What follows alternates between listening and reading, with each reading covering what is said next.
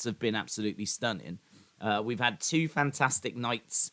Maybe we get another one tonight. I'm really not sure. I don't think that the group tonight is quite as close as what we've been seeing the past couple of nights. In fact, whilst we're just saying that, we can have a look at the table. So you can see the table on screen for Portugal, Ghana, South Korea, Uruguay. So, as we said, Portugal through, but Ghana, South Korea, Uruguay, those teams can still qualify. So there's going to be some drama as we try and figure out who that second team is that goes through. And then if we have a look at the one later on, as we said, I think it's like an identical situation where Brazil are through, but it's going to be either Switzerland, Cameroon, and Serbia that go through with them. So 2 groups to be decided. And I am very much looking forward to seeing how this plays out. So I hope everyone is well. We have got, obviously, Cristiano Ronaldo lining up. It's actually a change side. They're definitely resting some players, Portugal. And you would imagine that they would. That is potentially going to give South Korea a real opportunity. South Korea look like they're probably in the most danger just because they are going to have to beat Portugal. A draw for them is no good. So South Korea have got to beat Portugal to even stand a chance of going through. If Ghana win in the other game, Ghana are through. So Ghana know that if they win, they're through. And Uruguay need to win that game as well. So all these teams basically need to win. Ghana might be able to get away with a draw. Obviously, I think they would get away with the draw. Ghana, I think, could get away with the draw as long as Portugal win or Portugal-South Korea is a draw. If you used to look at all these teams, you would say that Ghana are favourites to go through. But South Korea, as we said, they've got an opportunity against, dare I say, a slightly weakened Portugal team, like slightly weakened maybe. I mean, it's still strong. They've still got plenty of amazing talent lining up. They've still got Cancelo, for example. They've still got Neves. They've still got Cristiano Ronaldo. But they have, got Vitina. They've got Dallo, who is yet to play in this tournament. Antonio Silva, who's yet to play in this tournament. Horta, who's yet to play in the tournament. So you can see, some changes there. South Korea do have Son, by the way. So Son is lining up for them. It's going to be an interesting game. Dort Knight said Ghana-Uruguay game is going to be super exciting. I agree. I mean, I think this Portugal one, even with these changes, I feel like we're probably going to be seeing Portugal win, or we're going to see a draw at best. I mean, to be honest, though, I did think that last night with Japan and Spain. I did not predict Japan beating Spain. So, a draw or a win for Portugal. That's kind of what I'm looking at here. That would automatically mean that's it for South Korea. They're done. So South Korea would be done. South Korea would be out. Then it comes down to that other game, and it's winner take all. So if Portugal win this, or this is a draw, then we turn our attention. Obviously, we'll have both games on at the same time, as you know. But we'll turn our attention to Ghana, Uruguay, and we'll see how that's playing out. And that, as we said, is winner take all. If this is a draw and that is a draw, then that means that Ghana go through. So Portugal would be on 7 points. South Korea would be on 2. Ghana would be on 4. Uruguay would be on 2. So, this is why Ghana are such heavy favourites to get through out of this group, because they can get through with a draw. They're going up against Uruguay, who are the side bottom of this table at the moment. It's in Ghana's hands. I would love Ghana to do it, to be honest. I think Uruguay could be a tricky little side. They've got Darwin Núñez, they've got Valverde. To get rid of them, I think would be, good for some of the other teams. And I just think, Ghana, African football could really do with a boost.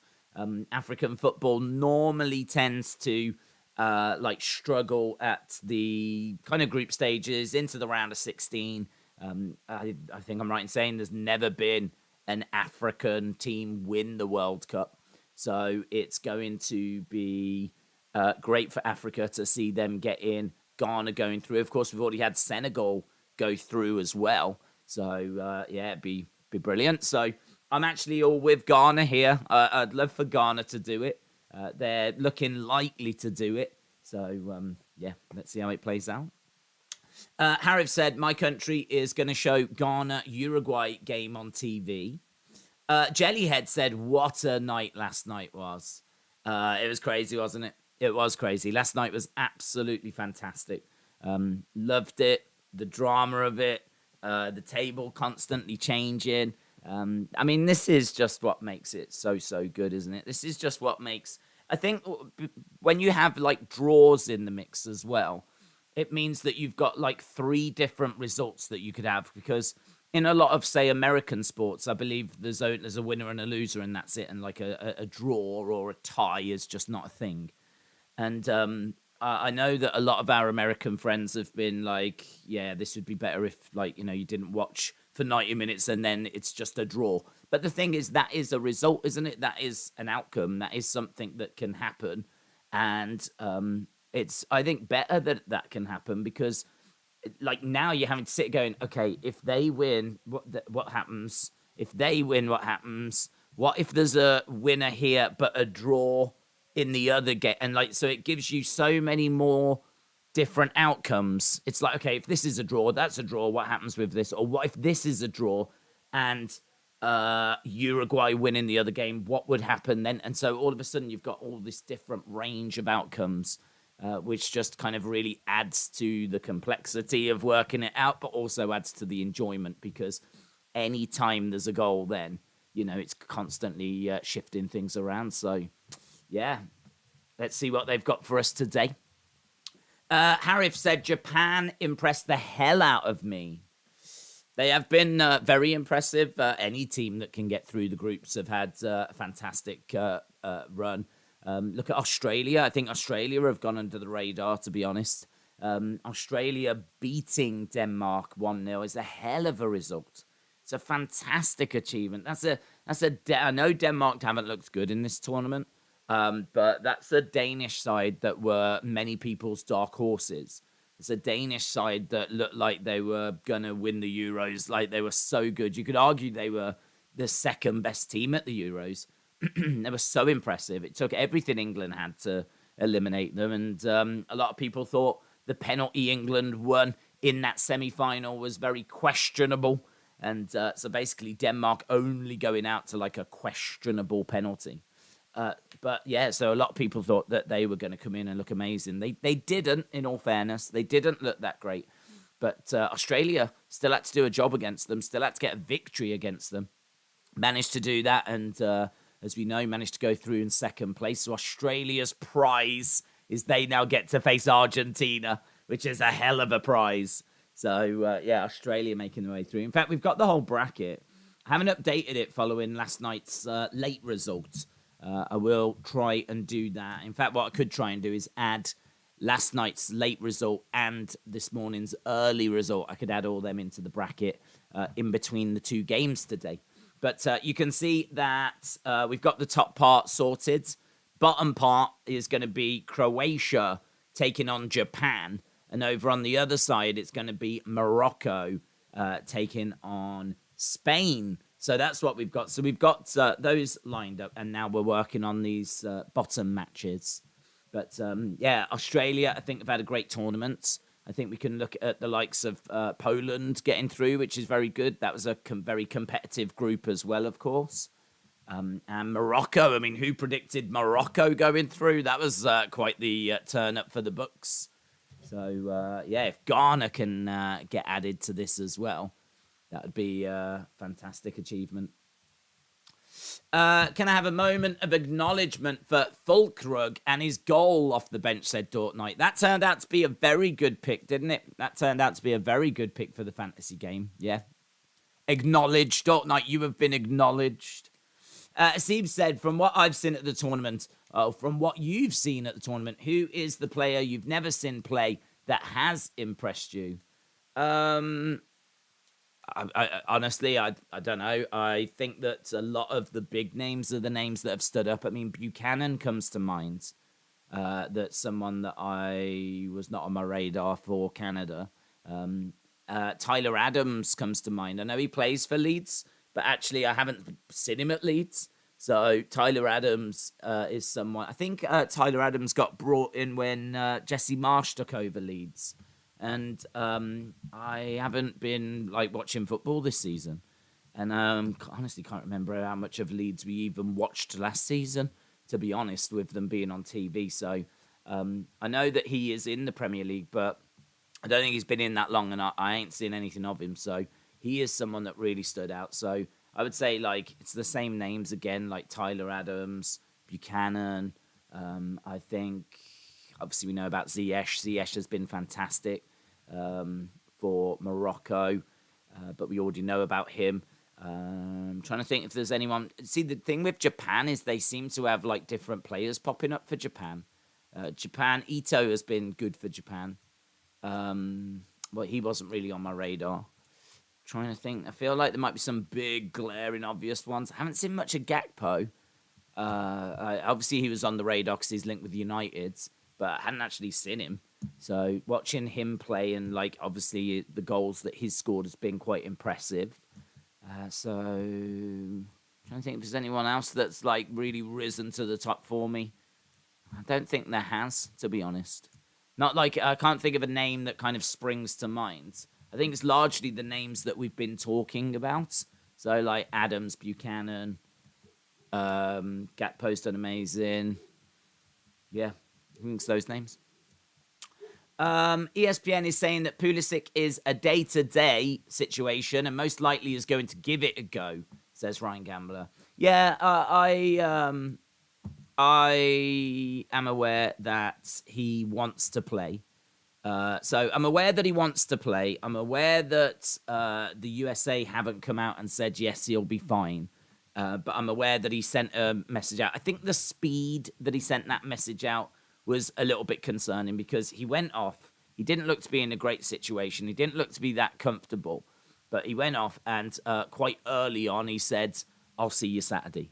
So you look at it and you go, oh, is that because he's been told, no, you're fine, you'll be healed up, everything will be good? Or is that emotion? Is that him saying, I will be there type situation? Because he sent that message out saying, I'll see you Saturday. I think that if they need to run without him, they've got to run without him. He is an amazing talent, and he is a bit of a difference maker. But honestly, against this Netherlands side, I honestly don't think that he is someone that you should really be gambling with. Like, I don't think you need a 50% fit Pulisic to get past the Netherlands. I think that what I saw from the United States as a team against England, that was not Pulisic stealing the show performance. What I saw was a team that was closing down, and it was a team that was running and battling and working. And you take Pulisic out the side, that doesn't change what we saw. It doesn't mean that the United States all of a sudden now just completely fall apart. So it's going to be a situation where we'll have to see how it goes day by day. Obviously, if he's going to be 100% amazing, you absolutely do want that. He is your X factor. Like, he is the person that's your creative force. Like, yeah, you definitely do want him if you can get him. But I also think, like, if he's going to be 50%, 60%, I wouldn't risk him. I wouldn't play him. If I would have him checked in the morning, I would want to know exactly where we are, what his limitations are. And honestly, I think that the game that the United States played against England is the blueprint. And if he can't do that, if he can't run and work for the team, like, I'm not interested in him being there, like, to be the final guy to put the missing piece of the puzzle together. I want someone that's going to close down, battle. This is going to be a war. This is going to be battle, work hard, close down, suffocate the opposition, don't give them any space to work. It's going to be all of that. And any less than 100%. I mean, maybe you could get away with 90% or something, like, maybe. But even then, like, I'd be like, I'm bringing him off the bench. If he's only 90%, he's probably got a half in him or something. I ain't going to use him for 90 minutes. But honestly, I would say any less than 100, but I'd be lying maybe. If he was 90%, then I'd look to bench him and use him as an impact sub. But I just think that closing down, that bullying, that not giving them space, not giving them time on the ball, it's going to be so important for the USA. It's going to be so important. You cannot carry a passenger, and I don't care if that passenger's name is Pulisic. You cannot carry a passenger, so it's going to take a big, brave decision, of course, because he is the star of the team. He is the player that everyone knows. He is the poster boy. You know, it'd be very much like England leaving out Harry Kane, for example. It's one of those big live by the decision for the rest of your life type decisions, you know. But that's the decision I would make, because I know the game plan I would want to play, and it would be the one that you played against England.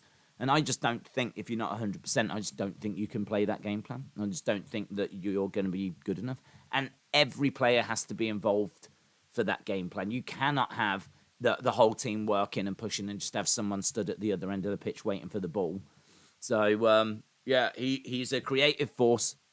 He's arguably your most gifted player, like from a football ability point of view. But don't fall into the trap of just playing him because of his name and who he is. So we'll see. I mean, what's crazy, and it really is crazy, is that's tomorrow. Like, there's normally a bit of a break when the groups end, but now we just go straight into the round of 16, and it's constant. This World Cup is a compact World Cup because of the fact that it's December, and, you know, we're running out of time before we need to go back to the seasons. Normally, the football season hasn't yet started, certainly not here in the UK or in Europe. But obviously, at the moment, it had. We're halfway through a football season. Like, we're halfway through a Premier League season, and it had to stop so that we could do this World Cup. And then it starts up again. I want to say, like, Boxing Day or something. Like, some random, time it, like, restarts. And then, boom, we're back up and running again with the Premier League season. So, it's a weird World Cup. I've never known. I don't even know if there has been a December World Cup. Like, I don't know if we've ever done it at this time of year. I don't believe we have. It's always in the summer. And so, like, everything's a bit more tighter, a bit more compact. And so it's just crazy to think that we are sat here, 24 hours before, like, you know, the start of the round of 16. I can't remember which game is first, to be honest, tomorrow. Not that it matters, because we're doing both. We will be doing USA taking on Netherlands, and we will also be doing Australia versus Argentina. Obviously, the winners of those games are going to go up and face each other. I mean, honestly, I would be leaning towards USA Argentina. I would be leaning towards USA Argentina. I have not been impressed with the Netherlands. And I think that this USA team, if it's going to put in that same performance it did against England, even without Pulisic, I think you've got a really, really good chance. So, yeah, we'll obviously find out tomorrow, but that's my prediction for tomorrow. And then, of course, on Sunday, England in action. Dortnite said, USA have got Gio Reyna waiting in the wings if Pulisic doesn't play. I know there's been controversy behind the scenes, but that needs ironing out. I think Reyna is an amazing player, says Dortnite. Yeah, I mean, I've got a couple of, like, thoughts. I don't know the issue, right? I actually haven't heard the issue in regards to that. I'd be very interested to know what the issue is, but because it feels like there is an issue. But he is a fantastic player. He's also someone that hasn't played all that much. I can't weigh up whether that's good or bad. Like, part of me wonders, like, to stick him in at this stage, is that a good thing to do because he's fresh? Or is it a bad thing to do because it's going to take him maybe a little while to get up to speed? Like, I genuinely don't know. I mean, I feel like when you're out there, I would imagine the intensity is going to hit you quite quickly as you're battling away. So it's either sink or swim, really, and I genuinely don't know how he's going to do.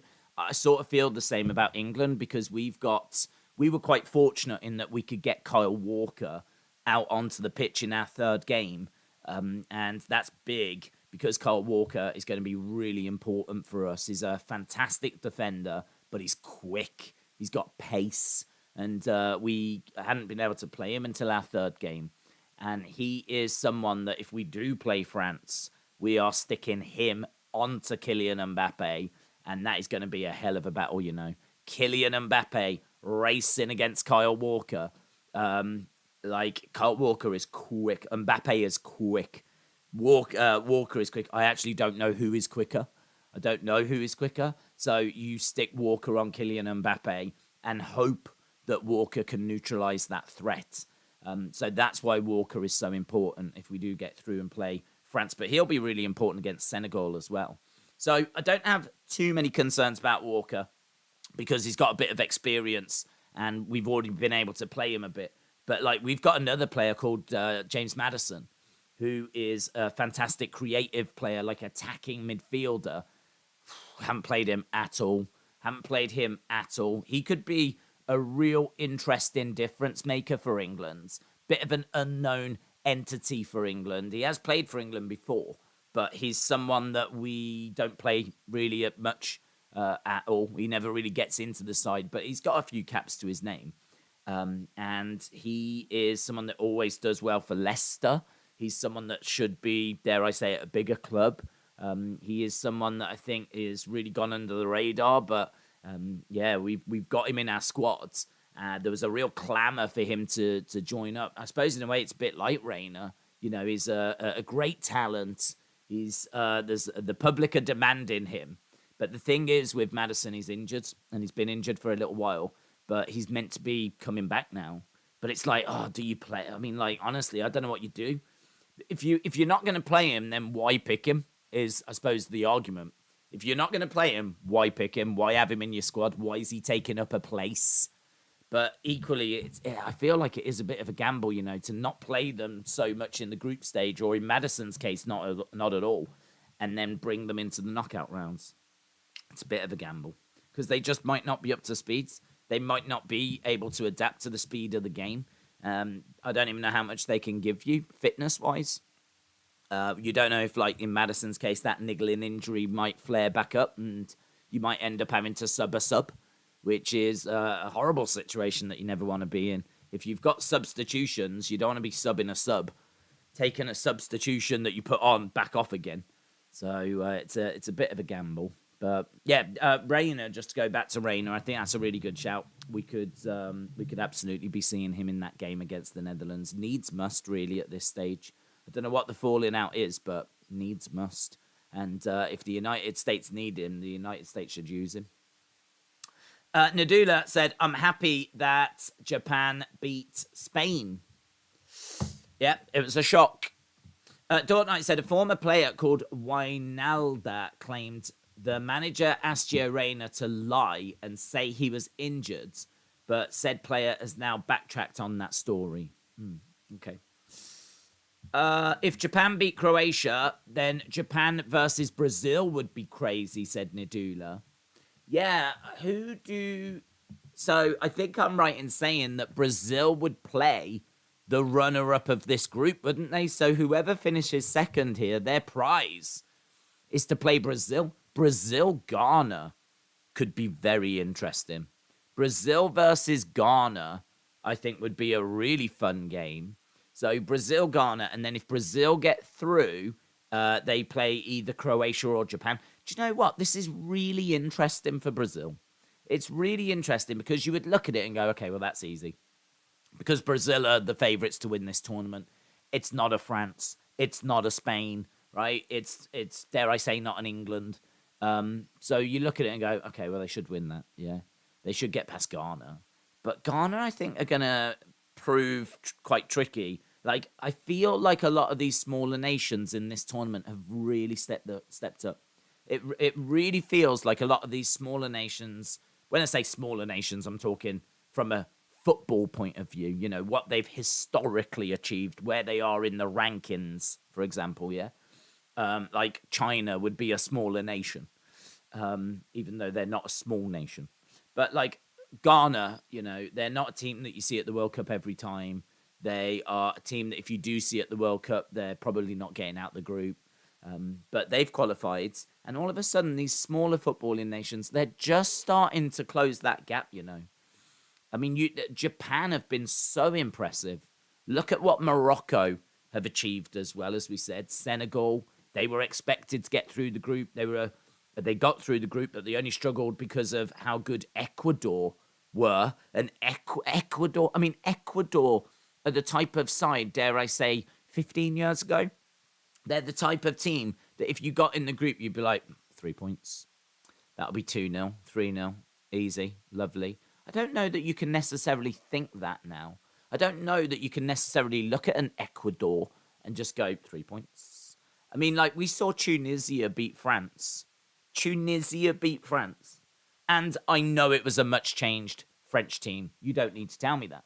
I'm fully aware of that. But they still had Varane at the back, and they still had Kingsley Coman, right? And they still had quality like Tchouaméni, yeah? This was, not full strength. Far from full strength. But this is still a French side that you would look at and go, that should beat Tunisia. I understand there's something to be said for the idea that you are chucking together a load of individuals that have not played and they don't have the team dynamic. I totally get that. But honestly, around about 15 years ago, not only do I think you wouldn't have thought it would be a problem, I don't think it would have been a problem. I think that reserve French team would have beaten Tunisia. And even at the end, they were chucking on Griezmann, they were chucking on Mbappe, they were like pushing forward to try and get a result. And they almost did. They almost got that goal, of course, which ended up being ruled out after, and it was all a mess and whatever. But even so, Tunisia pick up the victory. And we have seen some real interesting results at this World Cup. And I've seen some pundits saying, is it because of the time of year? Is it because it's December? Is that playing a part? Is it because it's in Qatar? Is that playing a part? Or is it just that these nations are closing the gap? And it's a really, really interesting conversation, to be truthful. It's a really interesting conversation because I think there's a few things that are at play. I think that there's a little bit of everything going on, but I do think those nations are closing the gap. So, yeah, it's good. It's exciting. I think this has been a very interesting World Cup. Just judging the group stages, which obviously end today, I think we can look at those group stages and say they were fun. There was upsets. There's teams that have qualified that we didn't expect. There's teams that have gone home as a result that we didn't expect to go home. You normally lose someone, but we lost Germany, we lost Belgium, we lost Denmark. There's some decent teams that we've lost there. And obviously, a fair few of the big hitters still made it through. And we've still got juicy knockout rounds. But the point I was making was that this is interesting for Brazil. Because Brazil now are going to play, say, Ghana. And you would take Brazil all day long in that situation. But can you? Can you overlook Ghana? Just like, can England overlook Senegal? And then if they get past Ghana, which is going to be an interesting challenge that I don't know that they would have prepared for, but if they get past Ghana, then they might have this unknown entity that is Japan. I mean, I feel like if they play Croatia, they know what they're getting in Croatia. Croatia have been a known top side for a long time, runners-up at the last World Cup, for example. So you sort of know what you're going to get in Croatia. I don't know that anyone was expecting Japan and what Japan brought to the table. So that feels like a bit of an unknown entity. And then, as we said, Ghana, that's a bit of an unknown entity. I mean, I feel like they'll be a bit more comfortable when they get through to playing Argentina. At least they know what to expect. They've played Argentina so many times that they know what to expect from that game. And that looks likely to be the semi-final, Argentina and Brazil. But I think Brazil have got an interesting journey to get there. Very interesting. They could destroy them all, of course. They could absolutely batter them all. Or some of these teams could be a real surprise and they could catch them out. So, yeah, I think this is a really, really interesting World Cup so far. And I think the little knockout phase that's set up looks kind of interesting as well. There's no easy route. You would say, actually, that Brazil maybe have the easiest. With getting past Ghana, who are lowly ranked, and then it's either Croatia, who are not the team they were, or Japan, who are a real surprise, you'd probably look at that and go, well, that's Brazil all day long. And it probably is going to be Brazil. But you just don't know, do you? Like, these nations are popping up with these surprises. Would it be that crazy to see Japan knock Brazil out? Would it, like, they keep it tight, take them out on penalties? Same with, like, Ghana. If it is Ghana, of course. I mean, it might turn out to be Uruguay or South Korea yet. But Ghana are sitting pretty, aren't they, at the moment? Seem to be in a good place. It's good. It's interesting. Easy99 said Ghana will want to take revenge for what happened in the 2010 World Cup quarterfinal. Rotem says, Days, are you ready for another day of football madness? I am ready. Looking forward to it. And obviously, we've got SmackDown tonight as well. I've set up all the streams for the weekend also. So I was a busy boy last night. I was going through, having to make all my notes. I've got all my notes for UFC sorted as well. So all of this is what I was doing last night. All my notes. Of all the weeks to have 15 UFC fights. This is the week they choose. So 15 UFC fights we've got. And so I've got all my notes on that. I've made a few notes on Tyson Fury and Chisora, but I need to do a little bit more work there, to be honest. But all the streams are set up. So, yeah, we've got these games today. We've got the games later as well. Then we go to SmackDown. Then I've got to do a little more work on Tyson Fury if I get chance. If not, I mean, my knowledge is pretty good anyway because we've watched him so many times. But then tomorrow we've got the start of the round of 16. United States in action. That stream is set up. Argentina, Australia. That stream is set up. The boxing, Fury and Chisora, set up. UFC, set up. Sunday, we've got England in action. That stream is set up. And then we've also got France and Poland. That stream is also set up. So, man, and then I literally faint. Then I collapse. Then I go to hospital and get put on some sort of drip IV. Yeah, that's good. It's good. It's a crazy weekend, man. It's a crazy weekend. I feel like I've been saying that for months now, though. But for some reason, like, every Saturday recently has just been big. It's just been big, be it like Mayweather fighting or Jake Paul fighting or KSI fight not that long ago, or Survivor Series, Crown Jewel, AEW, the big UFC shows. Like, it's just been like bang, bang, bang, bang. It's just been loads going on. World Cup has been lots of drama. We like drama, and they gave us drama. Ahmad said, not a single team has won 3 of their group games so far, says Ahmad. That's really interesting. That's a great fact. Just shows how much, these smaller nations, smaller footballing nations have really stepped it up. Ghana will take revenge on what happened in the 2010 World Cup, says quarterfinal, said Easy99. Hamad said, I can see Ghana getting a good result against Uruguay. Daniel said, who should England fear the most side in their bracket? Well, first of all, France. And then once they've done with fearing France, then they need to start fearing Spain, because that is a flipping disaster for England. Last night was a disaster. I mean, I understand that in order to win the World Cup, you're going to have to beat big teams. But, I mean, last time England had to get past Colombia, Sweden, Croatia, right? And then in the final, it was going to be France. So, yeah, there's no way of avoiding a big team. And as we saw, Croatia are a decent side, so they were the team we ended up going out to, right? So Croatia proved to be too much for us anyway.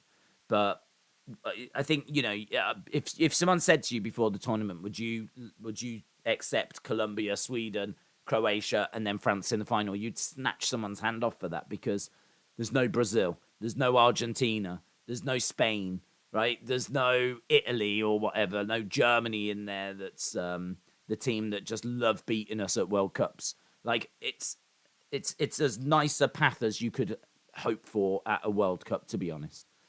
This time around, right, 4 years later, we are now looking at Senegal, who are the African champions, right? They won the AFCON, so they're the African champions. Could have been worse. I will admit, could have been worse. And if they had Sadio Mane, I mean, honestly, you'd be really nervous. But I'm feeling quietly confident about it. Feeling quietly confident. I think the lack of Sadio Mane is a big boost for us. And I think England have been playing quite well in the group stages. So, but still, let's not forget, African champions, yeah? It's not like we could be playing Australia, right? Or we could be playing like Ghana or someone like that who, Ghana, unknown entity. Like they're going to battle, they're going to work hard. But Senegal are the best of the best from Africa. Like they won the AFCON. I think it was only last year as well. So they are the best of the best from Africa. So we get them first. Then we get France, current world champions, right? I'm sure France will get past Poland. So it looks like then we've got the current world champions in France. The team that are maybe third favourites to win the tournament. So then we get them. Then after that, now we found out it looks likely to be Spain. Spain, who put 7 past Costa Rica. Spain, who breaking passing records each game, like breaking possession records. Spain side that lost to Japan. That's the only reason they finished second. And you could ask some big questions. First of all, you can ask questions about the ball being out, whether it should have been a goal or not, right? That's obviously being hotly debated. But outside of if they even lost the game, did they want to lose that game? Like, how much were they really trying? I think they were trying, but like, it wasn't like a full strength Spain side. It was a Spanish side that was decent and absolutely should have beaten Japan on paper. But like, they know that finishing second means they avoid Brazil. Like, it's hard to know. And that's not even me questioning it. I actually went to Bild, which is a German newspaper, famous German newspaper. And I wanted to know what their reaction was to going out of the World Cup. So I thought, I'll go on to Bild, right? I never go on to it, right? I think it's probably only the second time in my life I've ever gone on to it. And the last time would have been the last World Cup, right? So I went, but I've heard of them. I know of them. It's like, if I wanted to check America, I might go to CNN, or I might go to Fox, or I might go to the New York Post or the New York Times or something like this. Yeah, like these are news outlets that I've heard of that I know are in America. Well, I know that Bild is one for Germany. So I went there, and the great thing about Google, of course, and like the website, is that it automatically translates to English. So if you go to Bild, you don't need to speak German. It just automatically becomes English for you. Like I think Chrome automatically like translates it. So boom, done, English. So I was reading some of those articles, and they were questioning exactly that. They were questioning as to how much Spain wanted it. They said that they weren't saying that Spain didn't try. That's not what they were saying, but maybe on a subconscious level, how much do they want it? How much did they want it? Because they know that if they win, they go to the same side of the draw as Brazil. I think did they call it quadrant? I think they called it quadrant. So they go to the bottom quadrant, and so they would be like, potentially taking on a team like Croatia, and then after that they would play Brazil. So over the other side, it's going to be Morocco and then probably Portugal. So, it's a lot easier that way. So, yeah, you sort of go, well, Spain aren't really a team that should have finished second in that group if you looked at it. They're, one of the best teams in the world. They've, at times, been one of the best teams in this World Cup. And so that's England's potential semi-final opponent. England are going to have to try and work out how to beat Spain after having to try and work out how to beat France. And before that, having to try and work out how to beat the African champions.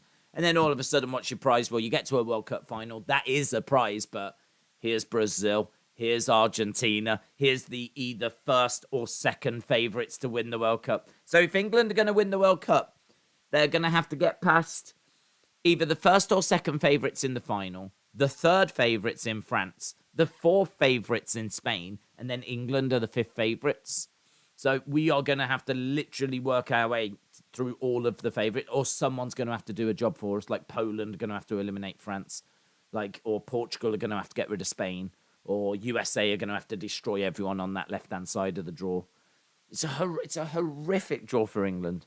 It could not be worse.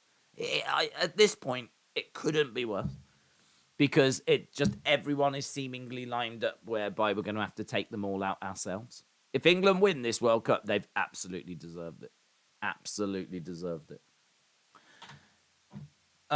Could you imagine USA-England final? That would be incredible, says Daniel. Yeah, that'd be awesome. That'd be awesome. Don't we get Argentina, Australia because France finished first and we did, or does it not work like that? It doesn't work like that. We've got the bracket. I'll show you the bracket. So England go on to the right-hand side and they play Senegal. And the winner of that will play France or Poland. So you can see France or Poland progress. England, Senegal progress. That's then your quarterfinal. Yeah. So we know already who the quarterfinal is going to be against. It'll be either France or Poland for England. Just like for the United States on the left-hand side, you've got to get past Netherlands, and then it's likely Argentina, right? It's likely Argentina at that point. So we know what we're doing with the top. The bottom part is what we're working out today. So there's a couple that I've not chucked on yet from last night. That was Japan, who are going to be playing Croatia. So they go to the left-hand side. So that where it says Croatia, the box above, that should be Japan. And then Morocco, the box underneath, we found out that is Spain. So Spain go over there. So today, what we're working out are these final two at the bottom of both sides. That's what today is all about.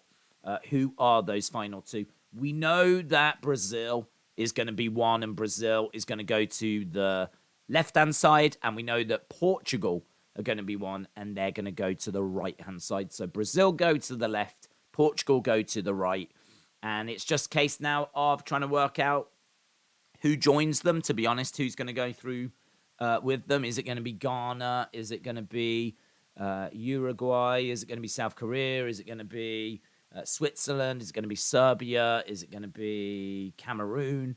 So we're just trying to work out who is going to be going through with them. So, I mean, it looks pretty good for, I would say, Switzerland and Ghana. I would say it's looking pretty good for Switzerland and Ghana. So I think we're probably going to get, and I'm just going to guess here, right? But I think we're probably going to get Japan, Croatia versus Brazil, Ghana. So Brazil, Ghana, they will go through. Let's say it's Brazil, and then it'll be Japan, Croatia. Let's say it's, I really don't know, you know. Let's say it's Japan, and then you get Brazil, Japan. Let's say it's Brazil. So, I mean, it feels like that's going to be Brazil. That's going to make up the one semi-final. And then at the top, you've got United States, Netherlands. I'm going to go USA. I'm going to back USA on that. And then you've got Argentina, Australia, Argentina. That'll give you USA, Argentina, I think Argentina. And then we get our Brazil, Argentina semi-final, which is what I would say 99.9% of people predicted before the tournament, is that we would get Brazil against Argentina in the semi-final on that left-hand side of the draw. Over on the right-hand side of the draw, England, I think, will win. France will win. It'll be England, France. I'm backing England, of course I am. So I'm going to say England get through to the semi-final. And now at the bottom, we've got Morocco versus Spain. That's going to be Spain. And then I think it's going to be Portugal against Switzerland. And that's an interesting one, actually. But let's say Portugal get through. That gives you quite a tasty Spain-Portugal quarterfinal. That's quite tasty. And so let's say Spain get through that. That'll give you Argentina, Brazil as the one semi-final, and England versus Spain as the other semi-final. What's amazing about that is that would be the first, the favourites, the second favourites, the fourth favourites, and the fifth favourites. So only the third favourites, which would be France, would be eliminated. And actually, if France beat England, right? So let's say England beat Senegal and France beat Poland. If it is France that beats England and Spain get through, that would be the first favourites in Brazil, second favourites in Argentina, third favourites in France, and fourth favourites in Spain, all getting to the semi-final. And maybe that's the semi-final most people are expecting. That's why this World Cup is going to be amazing when it gets to these knockout rounds, because they have separated the teams. They have managed to separate the teams. Somehow, like, the favourites have all gone into different quadrants. I would say the toughest quadrant is England's, because that is like number 3 and number 5 favourites being put together. So I would say that's the toughest quadrant. Argentina, second favourites, they, don't really have much trouble there. I don't know where the United States are in terms of favourites, and I know Netherlands were pretty unfancied, and Australia weren't even expected to get out the group, so that feels pretty straightforward for Argentina. Brazil, as I said, Brazil's is going to be interesting, but I mean, if they want to be world champions, they really should come through a quadrant that features Croatia, Japan, and potentially Ghana. Like, you would imagine Brazil would be able to come through that. And then you've got Morocco, Spain, Switzerland, Portugal. A little bit tricky. I think Spain and Portugal being together is a bit tricky. But, I mean, Poland, France, Senegal, England, that to me feels the toughest. England and France, that feels like the toughest. But hey-ho, look, it is what it is. It is what it is. And we'll see how the rest of this plays out. And we'll obviously, when this game is done, what I'll do is I'll update that, so that we are up to date with it, and then we'll only need to add the final teams to it from tonight's game. England, Brazil would be glorious, said Dortnight. So many players play or have played or played in the Champions League. That could work in England's favour. 1066 Blues, shout out to you. Big Bad Wolf Gaming said England, Portugal would be awesome as well. Yeah. I mean, from a difficulty point of view, like that's, I suppose, in a way the problem is it feels like it will be Spain or Portugal in that bottom quadrant, and both are horrifically difficult teams. Like, I don't think there's a way of avoiding a horrifically difficult team in the semi-final. So the semi-final is going to be tough, and we know that playing France, if that's how things go, is just going to be awful.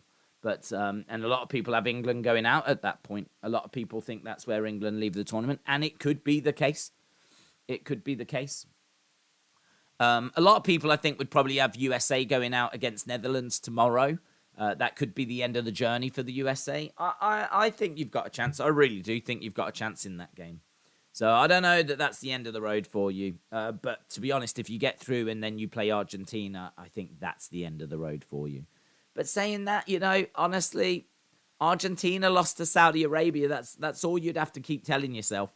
Argentina lost to Saudi Arabia. They do feel like they've maybe clicked into gear now, though. It does feel like maybe that shock result has woken them up, and they're like maybe having to be extra focused, and they're having to work extra hard. And, maybe if they'd have coasted through the group stages, maybe it wouldn't have felt like they needed to do as much as they need to do type situation, maybe this is making them dig a little deeper now, Argentina. They managed to obviously get a great result against Poland.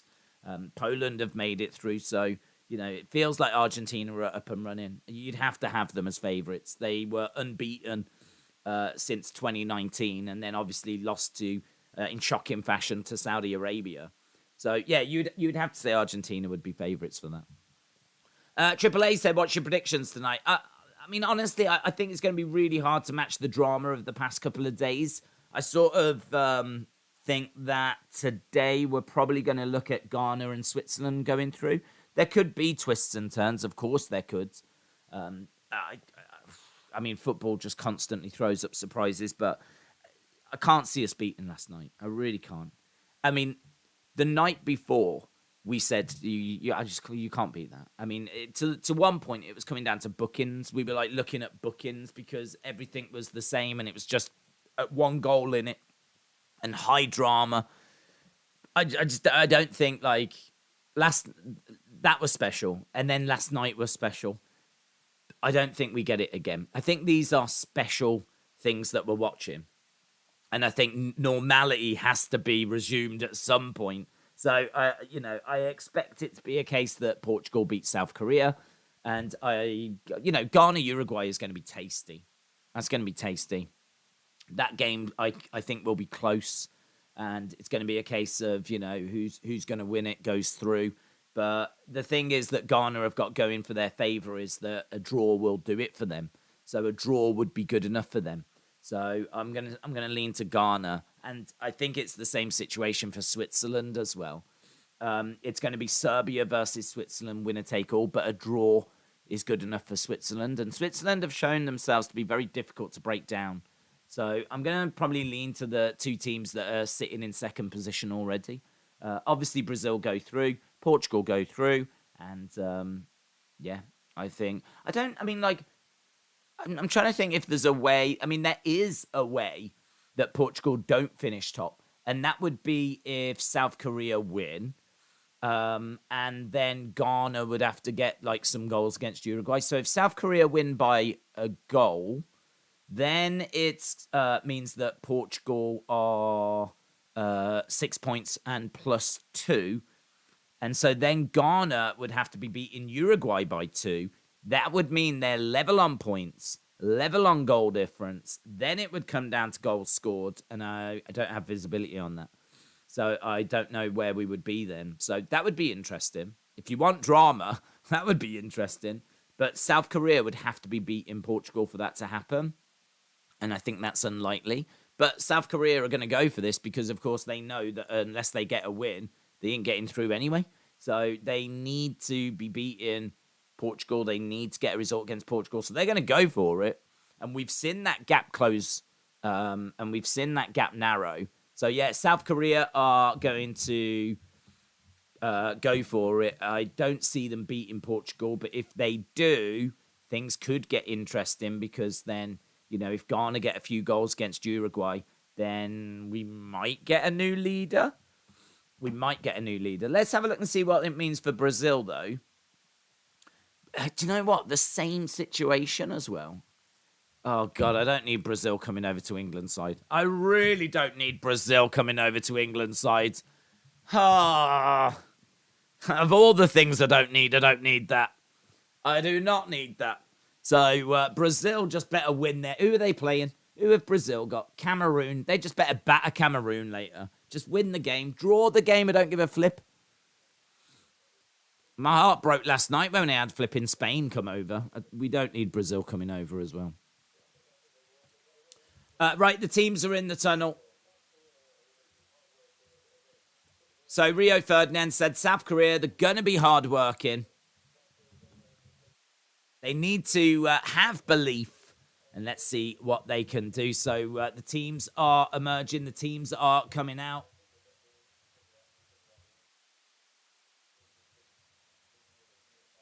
Alan Shearer said he thinks there will be goals in this one. But he doesn't think South Korea are going to have enough. I do see one of the favourites getting upset in the next round, said Lee. It is true. I mean, you are right, Lee, that the World Cup throws up shock results. And so could we see a team go out in a shocking fashion? Like, oh, my God, did not. Absolutely. The World Cup always throws up those things. So, you know, it's easy to take like these things for granted. But you just look at probability. What's the most probable? And that's kind of what we're dealing with. But you're absolutely right.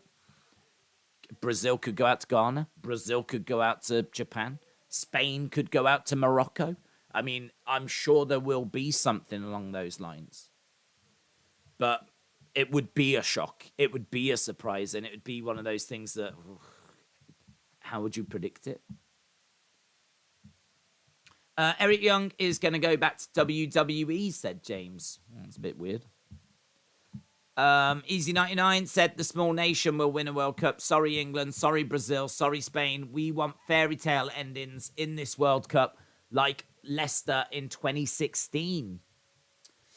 Alex said, Eric Young, please, no. Nadula said, I've got Portugal 1-0. Lee said, I could see Spain. What, being upset in the next round against Morocco? There's Son somewhere in a mask. Avocado, shout out to you. Alex said, so many army vehicle cargo looking plans going over Exeter this week. What does that mean? Dawn Knight said, do I captain Valverde or Vinicius Jr.? My head says Vinny won't start. I think you just need to do what you think is right because you went with Fulkrug and you got that correct, Dawn Knight. Everyone, and I mean this, everyone was laughing at you. Everyone was laughing at you. Not to your face, they would never do that, but behind your back, there was a lot of laughter in your direction. But who's laughing now? So I think you go with your heart. Why are people against Eric Young? He is a great wrestler. I just don't think he entertains us. I mean, I wasn't bothered by him when he was in NXT. I mean, like, he was Insanity, but he didn't really move any dials for me. I mean, like, he was part of Sanity. He was fine in Sanity. But it's a bit of a strange one to bring back, I think. I don't hate him. I'm not, like, against him. I do not get excited about the thought of him coming into WWE. I think, like, he's maybe exciting if you've watched him in Impact and TNA and stuff like that. But I'm just judging him on what I saw in NXT because I don't watch Impact or TNA. Like, I'm not interested in those brands. So I judge him by what I saw in NXT. And what I saw in NXT was all right. I mean, it was all right, but I can think of about 1 billion wrestlers I would much rather sit down and watch. So him coming back just doesn't do anything for me. But who knows? Maybe they're going to look to do something with Sanity again, with Nikki going back to her Sanity ways. Perhaps they're going to look to bring Eric back in. Don't forget, Killian is Nikki's partner. So they could easily get Killian. Who was the other member? It was Alexander Wolf, who I think spent a little bit of time with Imperium and ended up being released. Maybe he's going to look at doing Eric Young, bring back Killian Dane, get Nikki Cross in as well, and maybe reform Sanity, which would be all right. Be all right. I don't mind Sanity reforming. We've got a bit of a faction thing going on at the moment. Could be all right. Let's Killer, shout out to you. I hate Eric Young. He was better in TNA, said Flybirds. Alex said, I don't hate Young. I just think he is... I just don't think he's a good fit for WWE. I prefer him in Impact, doing cool stuff he's done since he's come back. I've not seen him. I don't know. I don't know what he's done. I'm only judging him in Sanity. And actually, he was pretty lost before Sanity. He really wasn't doing anything before Sanity. And then Sanity was the shining light for him. That's what kind of gave him his identity. Either way, if they bring him back, I'm suppose I'm down for a Sanity reunion. But that is in the future, and this is in the now. Let's see what's Portugal have got lined up for. I haven't even got the other game lined up yet. Let's get this other game going. So we have got Ghana, Uruguay on our second screen.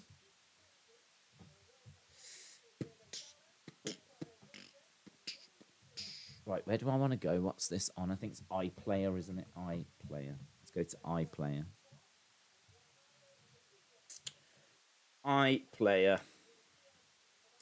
I've not watched much Impact. I'm assuming it's cool from clips I've seen, said Alex. Okay. I'd rather have Either Marie over Eric Young. Whoa. Check yourself before you wreck yourself, yeah? We've all had a drink, right? We've all had a drink. We're all saying stuff we don't really mean, yeah? But you've gone too far there. You've gone way too far. Sometimes we say things that can't get taken back, don't we? Don't we? Sometimes we say things that we wake up in the morning and we regret. Right, South Korea are going to be kicking off.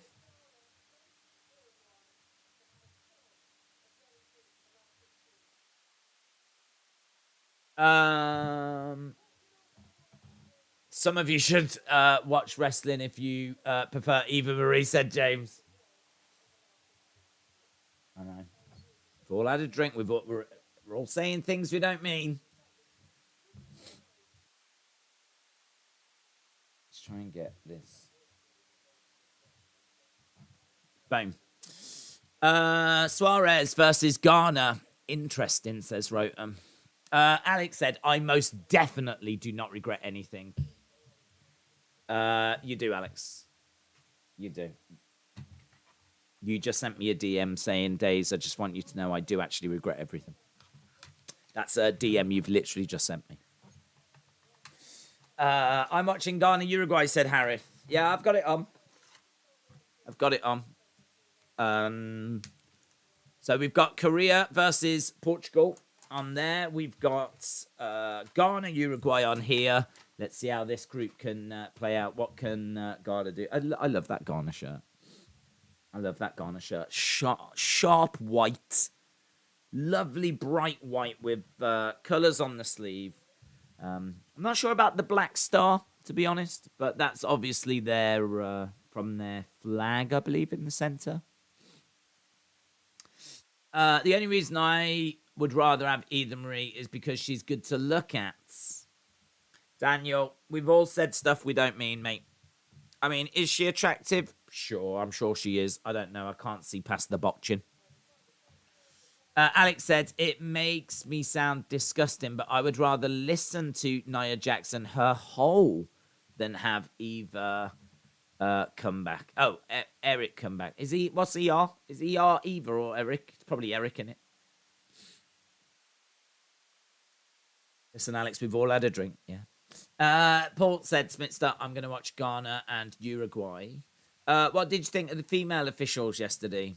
Didn't think anything. I don't care. I don't care if they're women, men, children, aliens, dogs. Don't give a flip as long as they're making the right decisions. On the news, they said, like, you know, I was actually really annoyed because I tuned in to news at 10 because we'd finished the stream. I went upstairs. I was just, you know, having something to eat, watching the TV, and the news at 10 came on. And I was like, oh, okay, let's see what they say about the ball going over the line. And I had to sit and listen to a load of waffle about how history was made, about the first women officials and all this. And then someone said, I'd love it if we can get to a point where we're not talking about this as if it's a thing. And I promise you, I was sat there going, it's not a thing. I want to know about the ball going over the line. And, like, I want to see, have you got different angles? What's the reaction been to it? It's only a thing because you're making it a thing. It's only a thing because you're talking about it. Like, so what are my thoughts about it? My thoughts are I was frustrated because it doesn't matter, does it? Who cares? They've got eyes. They've got a brain. They can work things out just like men can. I know women. They're pretty good. So, I mean, interested in that. I was more interested in the flipping ball controversy. Ball being played in, goes into the hands of the goalkeeper. So, yeah, seeing someone on the news saying, I wish this wasn't a thing. I wish that we could just see this as being referees rather than women. It's like, but you're doing that. I'm having to watch you tell me to not make it a thing when it's not a thing and I want to watch something else instead. So I found it deeply frustrating. I don't know how the implications are for the groups, but I know that Days is going to tell me in good time, said Smitster. Well, listen, the implications are, mate, that Portugal are sitting pretty unless they lose, and then they either lose by a lot or Ghana starts winning by a lot. But either way, Portugal have got to lose. So it's looking very good for Portugal to get through. If Portugal win this game, it is then a straight shootout between Ghana and Uruguay. Whoever wins goes through. Done. Boom. Easy. But you can see a live table as things stand. It is Portugal and Ghana that are going through. It looks like Ghana's prize. Whoever finishes second look likely to play Brazil. Ball being played back. Oh, and it's in already by Portugal. In already. So, there we go. A game that South Korea needed to win. The ball goes down that right-hand side. It's pulled back. And it's rifled home. Portugal with the victory. And so what that means, because a draw is no good for South Korea, what that means is that a win for either Ghana or Uruguay will see them going through in second place. A win for Ghana or Uruguay confirms them going through in second place. So just a long ball forwards, goes down the right-hand side, manages to beat the player, pulls it back, side-footed in, and that is a goal for Portugal. And doesn't look like any reason as to why that's going to be disallowed. It's Horta that has scored it. Horta. So Horta with the goal. Don't know who gets the assist. We'll bring you that information as and when it comes through. I didn't see who got the assist. Here is South Korea. So Horta. After 5 minutes.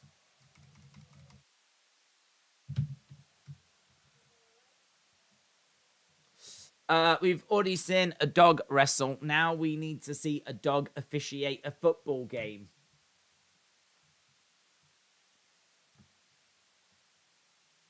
Who got that assist? It's not showing yet. As soon as we get it, I'll put it on screen. Right, so, wow, boom. Worst possible start for South Korea. Worst possible start. This felt like an uphill mountain for them anyway. But boom, South Korea 1-0 down after 5 minutes. I've been saying all tournament, South Korea trash. All tournament. I don't even know how they got that 1 point. This looks like it's going to be easy for Portugal. It was a beautiful goal. Ronaldo should have claimed it. Yes! Francesco, yes. Ronaldo should have claimed it. Even if Korea score, he should claim it. Legend Killer said goal for Portugal. It would be a thing if the women were the crew on the Japan-Germany game. Thuka said, can South Korea qualify? Can South Korea qualify? Yeah, they can qualify. Anyone can qualify. But they need certain results to go their way.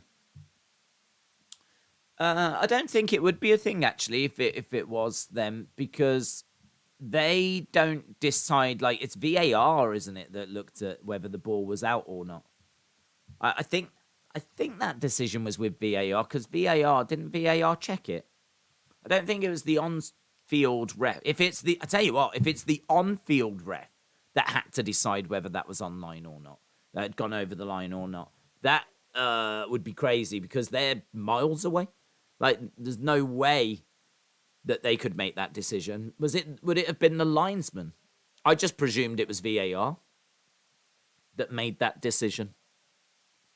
And I'm shocked as well that we've not seen any sort of computer-generated image to show the ball and the line and all of that stuff. You know, they can do it for offsides. We see, like, the players, don't we? Like, if there's an offside, they seem to be able to do it for that. How can they not do it for the ball? How have we not seen that? I don't know. For the records, I at first thought it was over the line. Then, when you look at it, you go, "Oh, if it's on, it might be a millimeter. Like, there's nothing in that. That could either be just touching the line or it is over the line, right?" But then those videos that were on Twitter and whatever, they're very good. They're very good. The ones that show, like, people putting the ball over their, like, door frame, and you can see the ball is over the line from the one angle, and then as you move the camera and you look down on top, you can see that it's actually well over the line. So I thought that was a very good explanation. I thought that showed it very well. So now my belief is that it was on the line. So I've been through a real journey with that.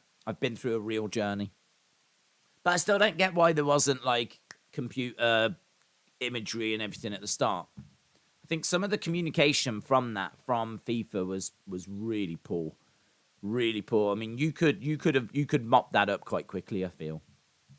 Do you know what I mean? You could quickly could mop that up because they've got technology, goal line technology, to know if a ball is over the line for a goal. So we've got that. How I don't. Maybe it must be cameras in the goal or something, and they don't have the ability to do it anywhere else. But that same technology would have been really useful for, the incident we had in the Japan game. Days, don't worry. South Korea is going to come back, said Dante. Jilly said, all I know is Korea is responsible for K-pop. So get them, Portugal. Get them. Dallo is the assist, said Francesco. Right. Thank you. It is Dallo. Don't know if that's going to help people. I don't know if people have Dallo.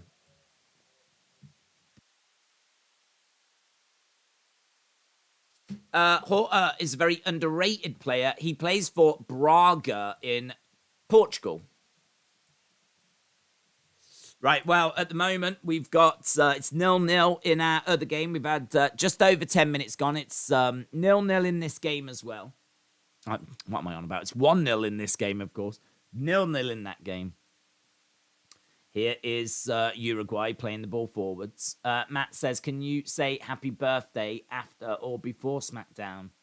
I can do it now. Happy birthday. Is it your birthday, Matthew? Happy birthday to you. I hope you have a very good day. Hope you get everything that you're hoping for. Lots of presents, cake, joy. More presents. I don't know. I don't know what you want for your birthday. But I hope you have a good one. Daniel said it was the Tokyo screw job on Germany, but not complaining because Germany are out. South Korea, what happened to North Korea? North Korea withdrew. They have a team, you know. And they apparently made the World Cup a few World Cups ago. Was it a few World Cups ago? I can't remember which one it was now, but they made the World Cup. This was a conversation we had on a stream because I was talking about how North Korea have got a team and how they withdrew from qualifying because of COVID. And then someone was like, yeah, they were at the World Cup before. And I totally didn't remember, and we looked into it, and they were. So, believe it or not, North Korea have a team. I wonder where they play, though. Where's their home games? Like, it can't be in North Korea. Because they don't let anyone in, do they? Pretty sure they don't let anyone in. Where do North Korea play their home games? It's one of those weird questions. It is. It's a multi-purpose stadium for association football matches, but is that where the national team play? There is a stadium. Obviously, they have stadiums, but they've got a stadium that can hold 50,000, and that's where football games are played. Oh, here we go. In 2008, on two occasions, a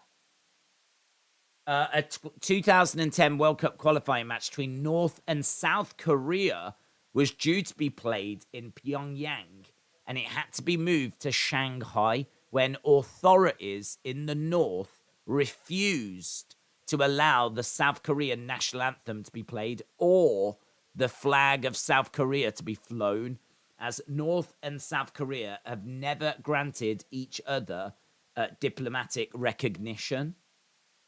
Wow. So there was a couple of games that were meant to be played in North Korea between North and South Korea, and it was going to be played in North Korea, and it had to get moved to Shanghai.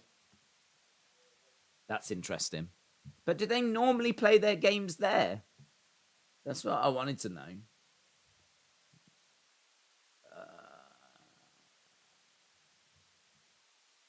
That'll have to be one to look into. That'll have to be one that's that I dig deeper into. I just saw that HITC Sevens, which is a really good channel. I really like that channel. They've done a video on North Korea football, so I might have to check that out. Nice work in the box. Shot there by Korea. Bounces off the Portuguese player. Still 0-0 between Ghana and Uruguay. And obviously this is fantastic for Portugal. They're just no pressure on them here. They know they're pretty much going through unless they lose this game drastically. And already they find themselves after 15 minutes sitting 1-0. Sitting pretty. Let's have a look at, see where we are with SofaScore. Ghana is close. Okay, so in this game, the Portugal game, we have got 51% ball possession for... Ooh! Oh, it's tapped in! Is that going to count for South Korea? No, offside. Offside. It was tapped in by South Korea, but it was offside. Ghana trying to get a goal, but player goes down and referee not having it. So the ball is whipped in, and he is offside to the back post, saved by the keeper. It bounces around, it's slotted in. They look immediately at the flag, and it was offside. So far, we've had one shot on target by Portugal, nothing for South Korea at the moment. And obviously that won't count because he was offside. So the only shot we've had in the first 17 minutes has been the one that has led to the goal. Over in the other game, we have got 0-0, and we have had no shots in that game either at the moment. It's very close possession, 52-48, but yeah, no shots on target, nothing. So, not loads happening goal mouth action-wise, but we are seeing the two teams that we expected to go through currently going through. There is a penalty check. The referee just dove at the feet of a Ghanaian player as he was coming through, and there is a check penalty. This might be one of those jobs, mightn't it? VAR is useless, man. Most of the time, they look at it and go, well, we don't know. You might need to check yourself. That's what they basically... That's all they do. Yeah, we've had a look at the footage, Steve, and we ain't got a flip. We don't know, mate. What you might want to do is do one of those. You know the box that you draw in the sky? Do one of them and have a look yourself, would you? And there it is! There it is! Yeah, Steve John here. How you doing, mate? You might want to check this out, yeah? We've had a look. We ain't got a clue. We don't know. So we're going to send you the footage. Do the box in the air thing, yeah? And have a little look, see what you think. All right. Yeah, love you. Speak to you soon. Exactly what he's done. Drawn the box. He's gone over to have a little gander. He's gone to have a look. This is sure to be a penalty. They never look and it's not a penalty. They always look and give a penalty. So this would be for Ghana, and it would cement their position in second place. So the keeper dives over, doesn't get the ball, takes out the player.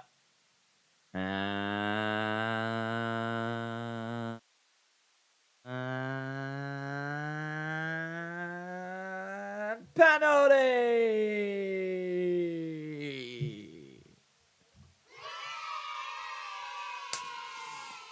Goalkeeper coming over, it's like, mamma mia. Don't know why, because he's not Italian, but that's what he's doing, is pleading. Heartbreak, though, because they must win this. If you win, you're through. If you lose, you're out. And so you can understand why, like, you know, he's desperately protesting. Drama in the 19th minute. Drama in the 19th minute. It is a penalty. He's just in a replay. Ghana have got a penalty. Look, he is doing this. He is doing this. Ah, mamma mia. I cannot believe it. You give a penalty. Do you know what? He deserves to concede a penalty. You should only be allowed to do that if you're Italian. Who does he think he is? Darwin Nunez. Now Darwin Nunez is doing it. Oh, my God. He gets a yellow card for that as well. Deservedly so. Deservedly so.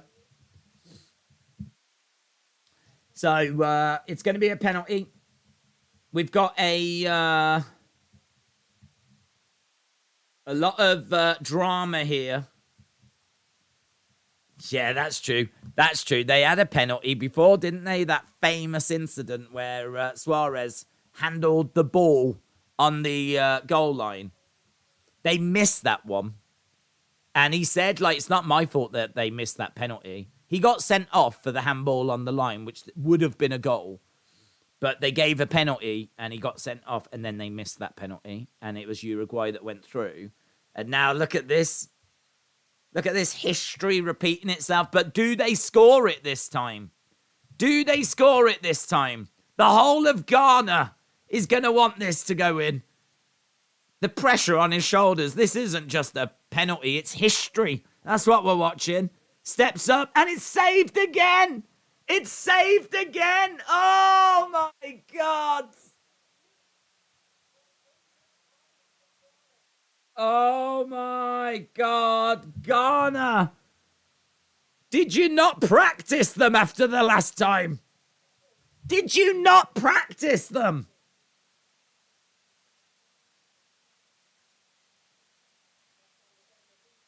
Oh, my God. That was a bad penalty. A pizza pie. That's amazing. That we haven't spoke about that incident, that drama. I know Easy 99 was talking about it earlier, but at a previous World Cup, it was Ghana against Uruguay. Ghana scored, or thought they'd scored, and Suarez hit the ball off the goal line. Totally did it on purpose. Totally illegal. Totally got sent off for it as well. Red card. You're out of there, right? And so, penalty. And they missed the penalty. So, a certain goal was denied them because of cheating, basically. It was cheating. I mean, it is cheating. He got punished for it. But it was a certain goal. But they missed that penalty. And history here, as history not repeating itself because it's not the same incident, but it's a penalty. And if they'd have scored that, you know, again, it would have put them in the lead and they would be going through and all of this. Don't forget, if Ghana lose this game, they're out. Uruguay go through instead. Ghana would love to stick it to Uruguay, man. Oh, this is like the universe gifting. This is karma. Karma has arrived to the World Cup as Ghana have got the ability to knock Uruguay out. But through ball, keeper was too slow coming out. Oh, I'll tell you what, that was poor from the keeper. That was poor. You expected him to race out and get to that ball, and he didn't. Darwin Nunez dinks it over him, and Ghana clear from the line. Wow. Wow. Incredible. 1-on-1 with the keeper. Look, he dinks it over. Keeper was way too slow. Way too slow. It felt like it was not even a 50-50 race. It felt like it was in the keeper's favour. So halfway through the first half, some wonderful, wonderful drama in this game. This is definitely the game to be watching. Portugal, as we said, unless they're going to lose and lose heartily, they're going through and they're going through in first place. But Ghana, Uruguay, these two teams battling it out. Winner goes through, loser goes home. And Ghana would I'd love it if we beat them. I'd love it if we beat them. Come on, Portugal, said Ledge Killer. Tharuka said, I'm supporting Ghana. Ryan said that was incredible, 1-on-1 with the keeper. Daniel said Ghana, Uruguay almost score. Uruguay have yet to score at this World Cup. That's an amazing fact, Rotem. They've yet to score at this World Cup, and they're still in contention for going through. Now we're seeing Ghana trying to break down that right-hand side, but no joy. At the moment, it is 2 shots to 1 to Ghana. Ghana, 43% possession, 57 for Uruguay. Ramit said the 2011 Cricket World Cup is known for Tendulkar and India. The 2022 World Cup will be known for Argentina and Messi. Ramit, what is the 2022 World Cup known for in cricket? What is that known for? 1-0 Uruguay. Oh my God. I don't have that yet. It's about 30 odd seconds behind. So if you're saying that it is 1-0 Uruguay, that is heartbreaking for Ghana, because Ghana are now going out. Honestly, the hatred they must have for Uruguay must be immense. Not only did they cheat them at a previous World Cup and see them go out, but now look at this. Now look at this. Of all the teams for Ghana to get knocked out by, Uruguay would be the bottom team in the world. I don't think there's another team in the world that they would rather get knocked out by, that they would hate to be knocked out by. They must absolutely hate Uruguay. Looks like a goal for Korea as well. Oh! So, headed in by... I've got goals everywhere. I've got a goal for South Korea. I was just watching this goal. We've got goals going in. It's 1-1. 1-1. There and over here, it's 1-0. We've got a goal fest. We've got a goal fest. Okay, so it's a corner for Korea. It's played into the middle, bounces around, and he gets his foot on the end of it and puts it right into the corner of the goal. Yeah, not much to that. It just falls to a Korean player following a corner. He wraps his foot around it, keeps it low, bounces off the ground, and it bounces its way in. So, goal for Korea. And over in the Uruguay game, ball is played in from the right-hand side to the back post. It's saved, but followed up and headed home. Oh, my God. So, it's Di Arrascaeta. Di Arrascaeta gets the goal for Uruguay.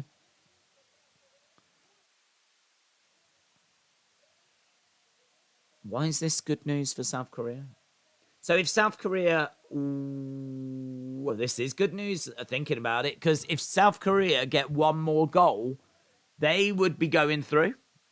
If South Korea win this game, they would be going through. At the moment, it's Uruguay, but if South Korea score, they go through. Obviously, if Ghana score, they're going through. Ugh. That's it. We've woken up now. Took a while for this to get going, but we're now half an hour in, and we're up and running. Goals, 3 goals, goals everywhere. The landscape consistently changing. Youngwon Kim getting the goal. Youngwon Kim. Youngwon Kim.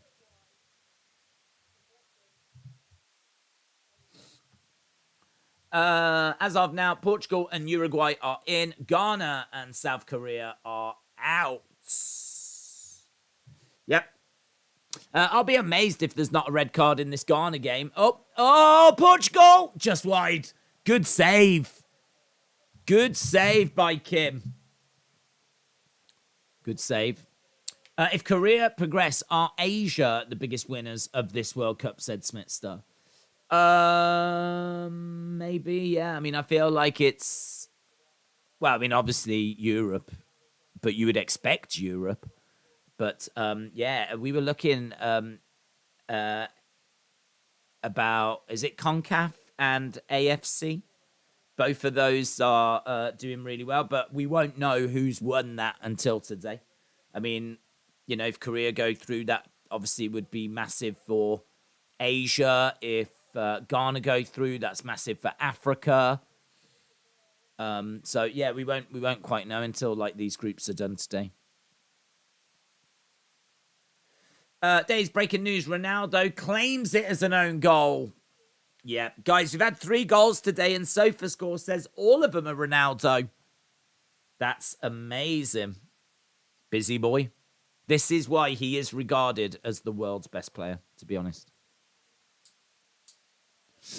I don't think South Korea would have a chance, but whoever breaks the hearts of Ghana. It was inevitable Kim would get on the score sheet. There's about 5. That's true. That is true. South Korea could pull this off. They've already had a goal disallowed, said DB. 2-0 Uruguay. Oh, my Lord, another goal. Oh, my God. Uruguay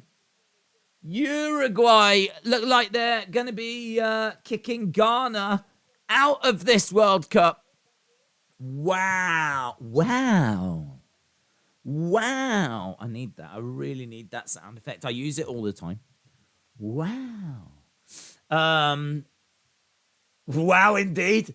2-0. Let's go, said Harif. I need to change this game over, don't I? Maybe I'll do it at halftime, because this has got a 30-second delay. So you lot tell me about the goal, and then about 30, 40 seconds later, I get to watch it. So maybe I need to change it over. Thankfully, this is the final day of having to try and watch 2 games at the same time. So as of going forward, there's only 1 game on at a time. Uruguay playing the ball back then in their own half, over to the right-hand sides. Do you know, I'm watching the replay before I get to watch it here. Yeah, lovely shot. Lovely finish. Ball is played into the back post. Heartbreak, man, for Ghana. This is heartbreak for Ghana. This is cruel. I don't think anyone wants to see this. I don't want to see this. I don't want to see Ghana going out. Oh, God. I think the world wants Ghana to beat Uruguay after what they did to them. No revenge for Ghana. Life just is not fair, said Redemption. South Korea now need 2 goals to go through. Is that true? Because if they score, they will be level on goal difference. So, goals scored, that's an advantage for Uruguay, is it? Daniel said, time for Ghana to go home. Smitzer said, I think this World Cup has had the best fan reaction shots. Uruguay score when they need to. Poor Ghana. Uruguay have just got their number. Yeah, look at them kissing the flag. Cheering away. Am I right in saying the winner of this is going to go on to play Brazil, aren't they? Whoever is runner-up here goes on to play Brazil. All of a sudden, Uruguay become a tricky prospect for Brazil, in all fairness. Uruguay, Brazil. How did they do? They must have played them recently. We'll have a look, see how Uruguay and Brazil have fared in recent times. They'll know each other very well. TD said, my new 55-inch TV has arrived. I'm about to play some video games on it. TD. Shout out to you, buds. Shout out to you. That's amazing. 55-inch. I've been in that situation, but I don't think I've ever had a 55. I think I've had a 50-inch TV. But, like, when you first get it and plug it in and you're just like, oh, my God, you're trying to think, what films can I watch on it? What can I do with it? Yeah, man, that's cool. Enjoy it. That's where you definitely want a PS5. That's where you would want a PS5 for the graphics of the new TV and all of that. Jealous. Just know I'm jealous. Right, I was going to have a look at Brazil football. See where we are with some of their recent results.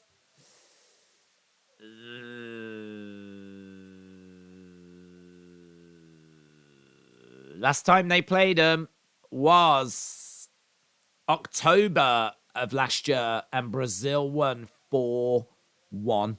They beat them 4-1. Man, do you know what? You look at some of Brazil's results, they're disgusting. Brazil 4, Paraguay 0. Brazil 4, Chile 0. Brazil 4, Bolivia 0. Brazil 5, South Korea 1. Brazil beat Japan only 1-0 in June. So it's a shame that they're not facing Japan. Brazil 3, Ghana 0. Oh, so they did play Ghana in September?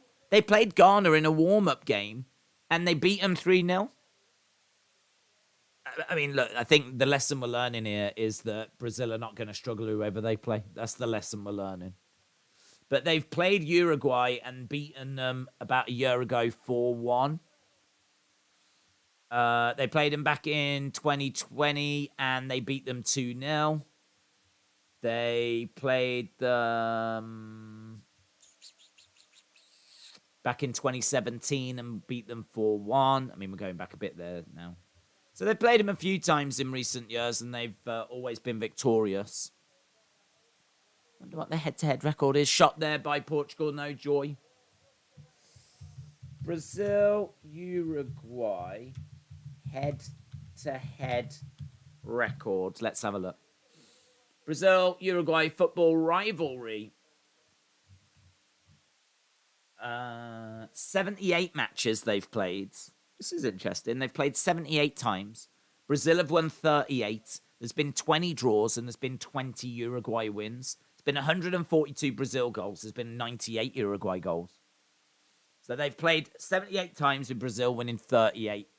The other 40 have been draws and Uruguay wins. Brazil would go into a game against Uruguay as heavy, heavy favourites. But it's a Uruguay side that's got some talent in it. Right, we're into the 37th minute right now. We're into the 37th minute. We're just seeing some lovely build-up play there by Portugal. What happens between Uruguay and Ghana? Well, at the moment, it's Uruguay 2-0. Uruguay 2-0. Goal scorer is 28. He's never played in Europe, and he's got 9 international goals before said fortnight. Ledge Killer is cheering on Portugal. Rotem said Korea need one. They've scored more. Just completed God of War, and it's amazing, said Zakaria. I'm so glad so many fans got to see wrestling when it came to Korea. Wrestling fans all over the stadium, said Alex. The US beat Dutch in a friendly, said Dante. Did they? Did not know that. I fancy the US in that game tomorrow. Let's have a look at USA football then. USA. I can't see that friendly. When was that? Was that last year, maybe?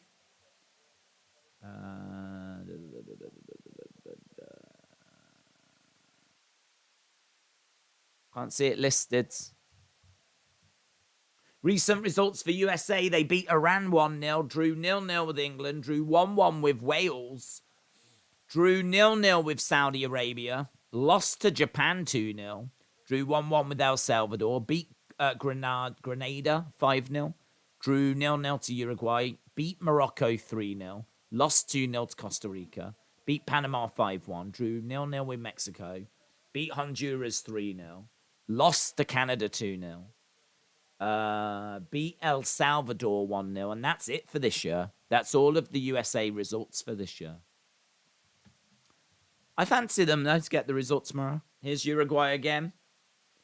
Ball being played back, but nicely intercepted by Ghana. Ghana have got the ball. They're trying to bring it out. Ghana driving forward, but Uruguay intercepts in, and there's a shot by South Korea. Shot by South Korea, but that's saved. We're into the 39th minute. Ball coming over to the left-hand side. Days, how are you? Edward, hello. Dante said, I think that was in 2015. 2015? 7 years? I don't think we can use that, Bud, as a barometer as to how tomorrow's going to go, to be honest. Considering the US have got one of the youngest squads, I think there's probably a good chance that 7 years ago, a lot of your players were about 15 or 16 that are going to play tomorrow. So definitely take some inspiration from it, but I'm not sure it's going to teach us much more than that. Cutting on the inside. Ghana have not looked good in this game yet. They got that penalty, of course, and missed it. But other than that, like, you've got to say Uruguay have been the better side. Look at that woman. Gutted. Look at that. Head in her hands. Gutted. And you can understand it. Ghana were second going into today. All they had to do was avoid defeat, and 2-0 Uruguay. Heartache. Heartbreak. The missed penalty seemed to really wake Uruguay up, didn't it? Seemed to really wake them up. Here's Portugal. Ball in the middle. Cleared. Edge of the box. Portugal! Save! Oh my God! Was he offside? There's a save by the keeper, and Ronaldo seems to put it wide. Ball goes back. Look, edge of the area. Shot. Save. How does Ronaldo miss that? How does Ronaldo miss that?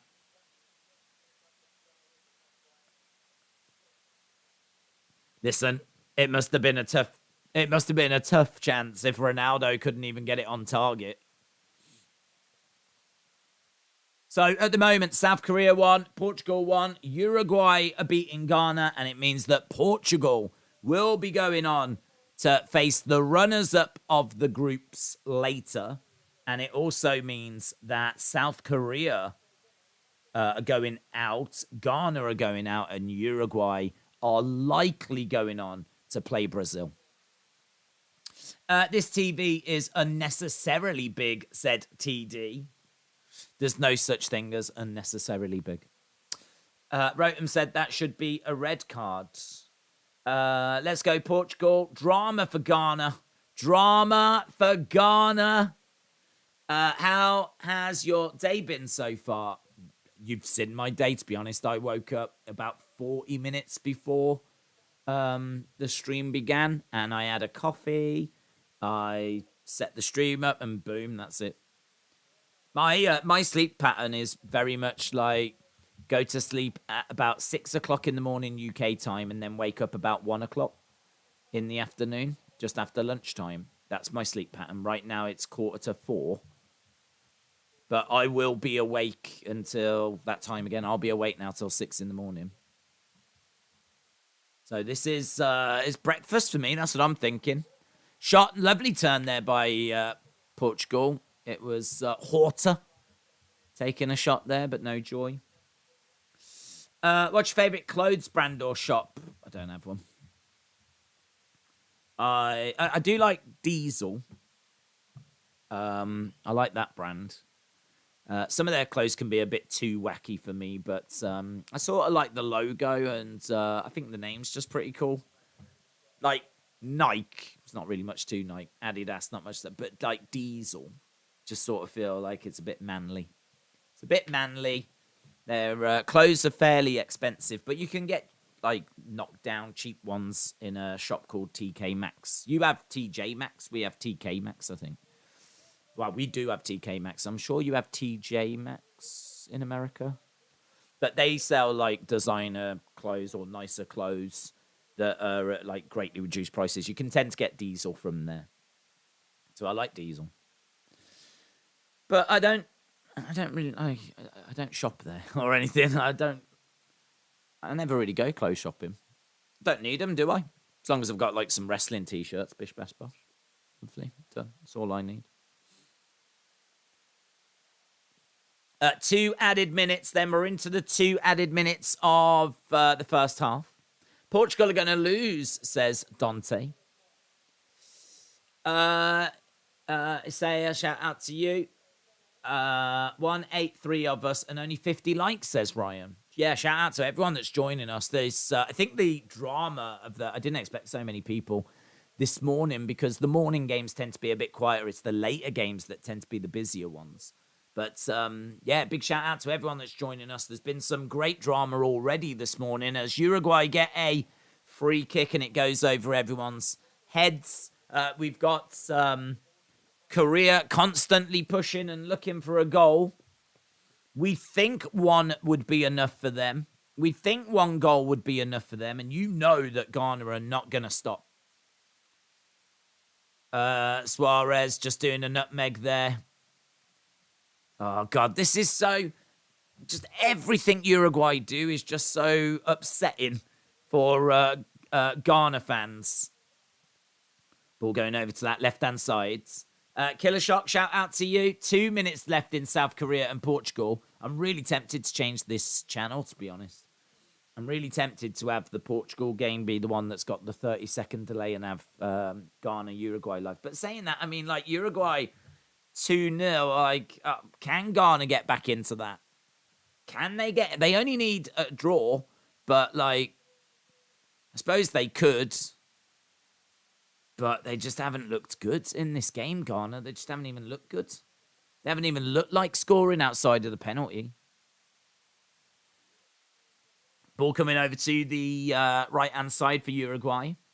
Easy99 said, as a Malaysian, Malaysia has friendly against Brazil in 2002 with Ronaldo, Ronaldinho, Roberto Carlos. Brazil beat Malaysia 4-0.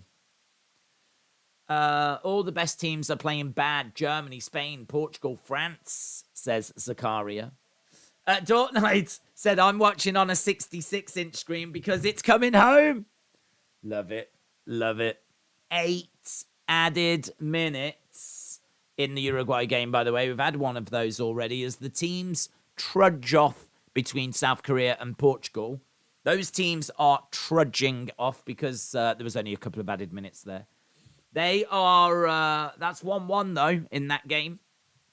1-1. I don't think Korea will be too down about it. They will just want to get that other goal.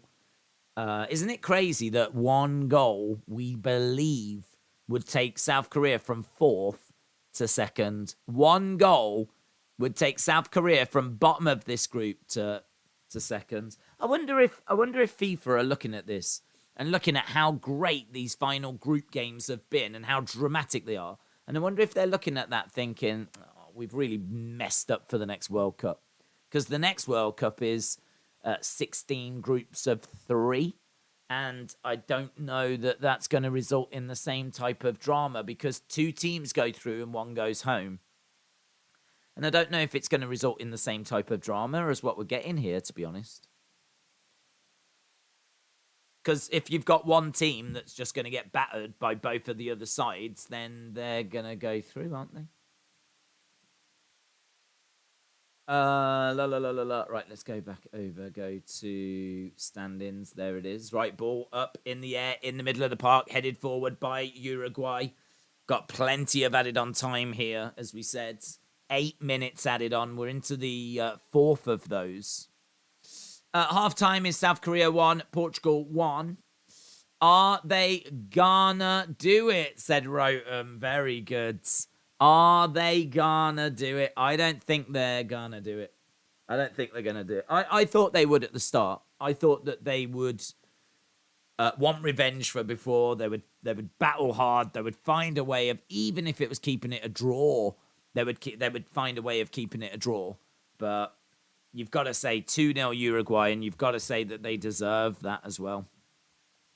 So Ghana are going to need to make changes. Ghana are going to have to drastically improve in the second half if they're going to go through.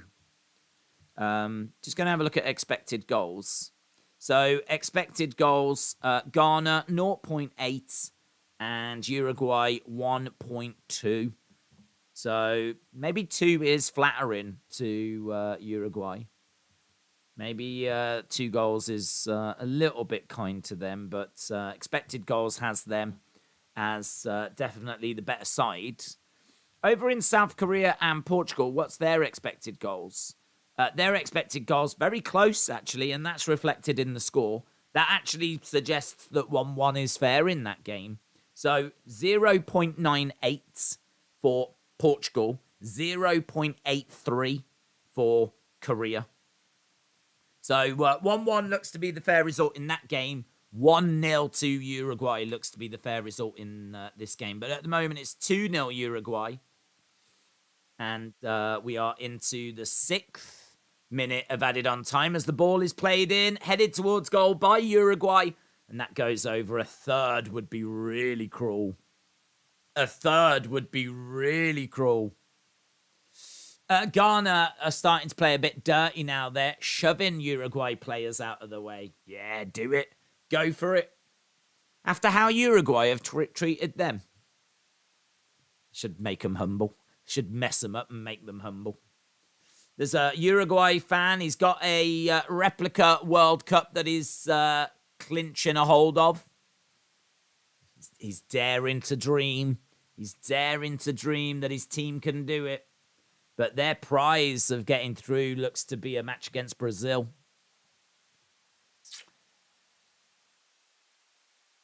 Right, Uruguay play it down. That dude needs a yellow and a red.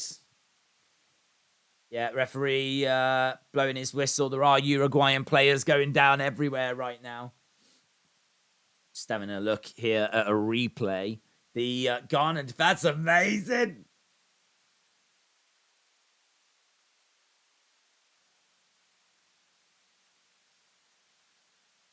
So it's Palestri that's running in. He does, I mean, like, he proper, like, shoves into him. That is... So Palestri went down. He was trying to sell that something had happened to his face, but they look at the replays, nothing in his face. What would it take for Uruguay to top the group? Poland?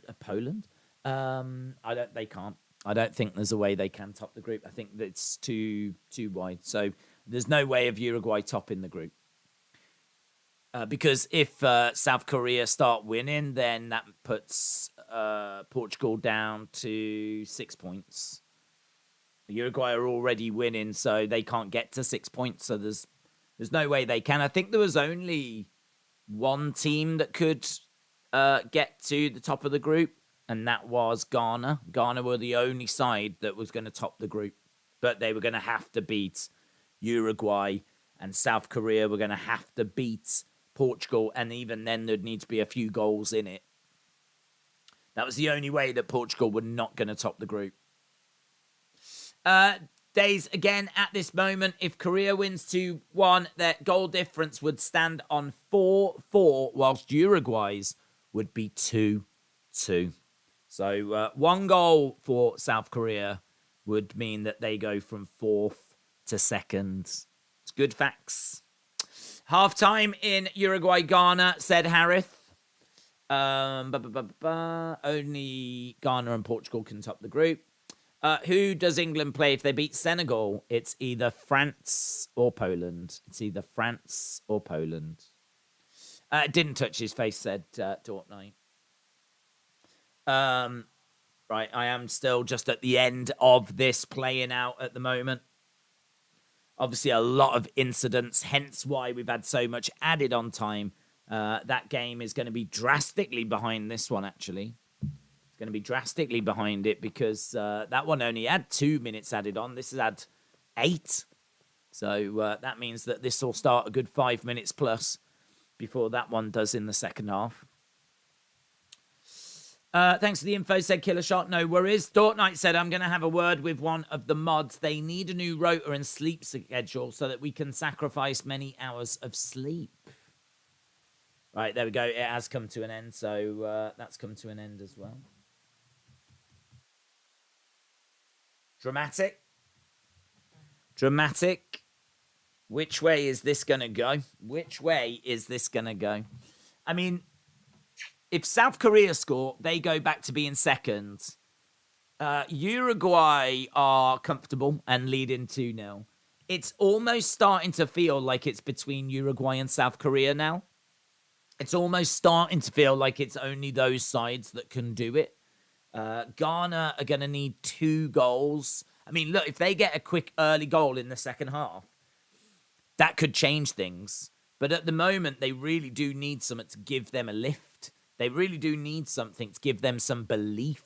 And they don't have a lift or any belief at the moment. So, yeah, it's a very depressing situation for Ghana right now. And made even worse when you take into account who's doing it against them. The team that caused them so much heartache and heartbreak before.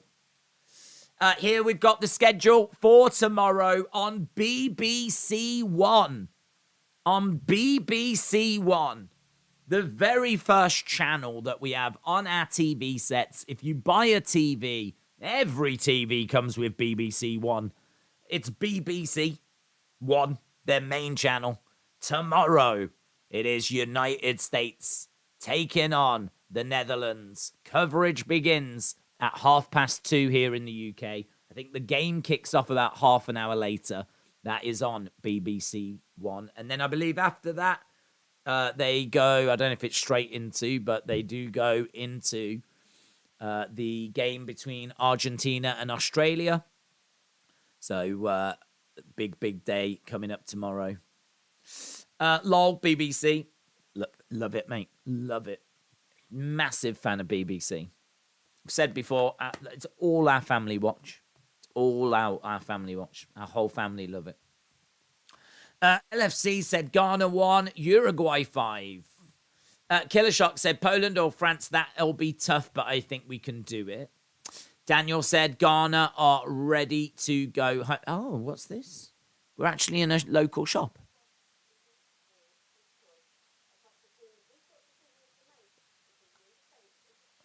This is what we've not seen. Footage of them being out and about. She is in like a local shop.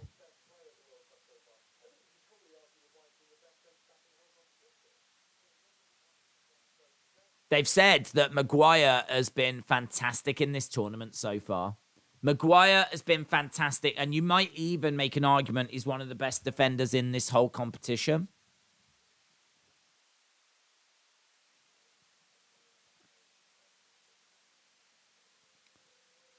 Yeah, so just a little thing on England at the moment. Hopefully South Korea is gonna win, said Dante. The clock's still running. Well spotted.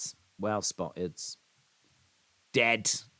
Oh, I'm loving this. I'm loving seeing this presenter just being out and about, and like she's at a local market and there's flags up.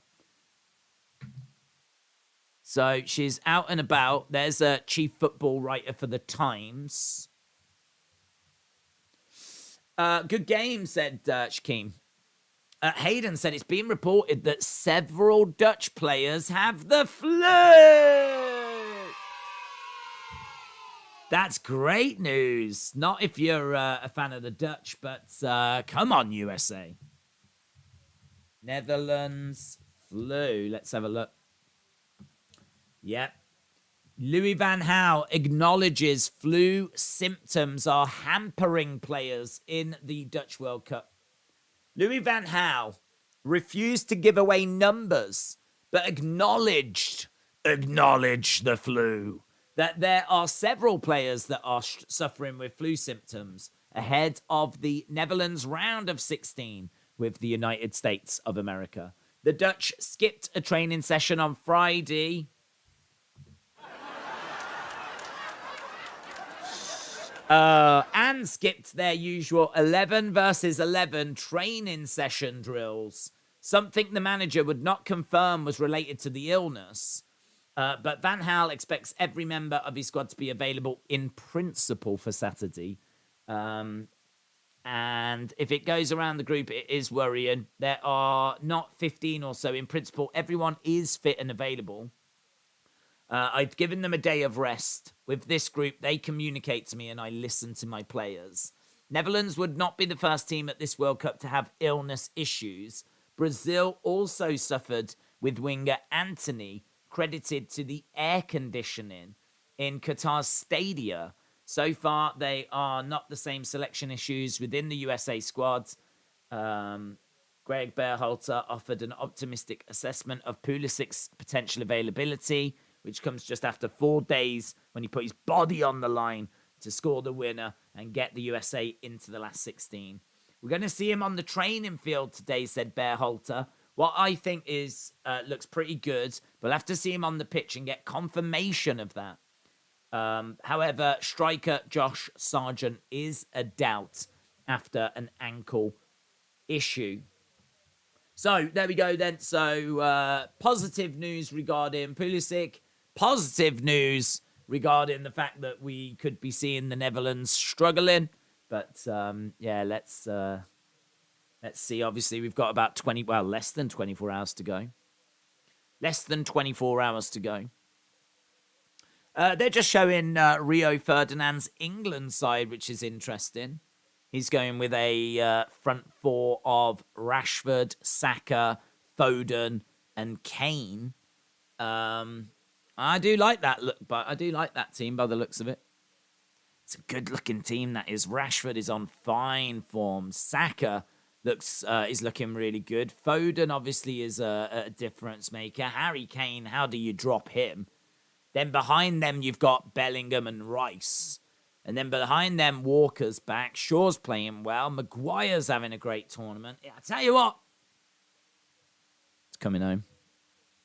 I think it's coming home, you know. I think it might be coming home. Might be a bit early to say that, but I think it's happening. All the pieces are falling together for England. Shaquem said it's good news for the USA. Ghana versus Uruguay is like LA night against Bray. They just don't learn. Definitely good news for USA, says Daniel. Killer Shock said, acknowledge CBeebies. It's not a channel that I tend to watch, to be honest. We are back underway. I'm watching CBeebies now, says DB. Enjoy it.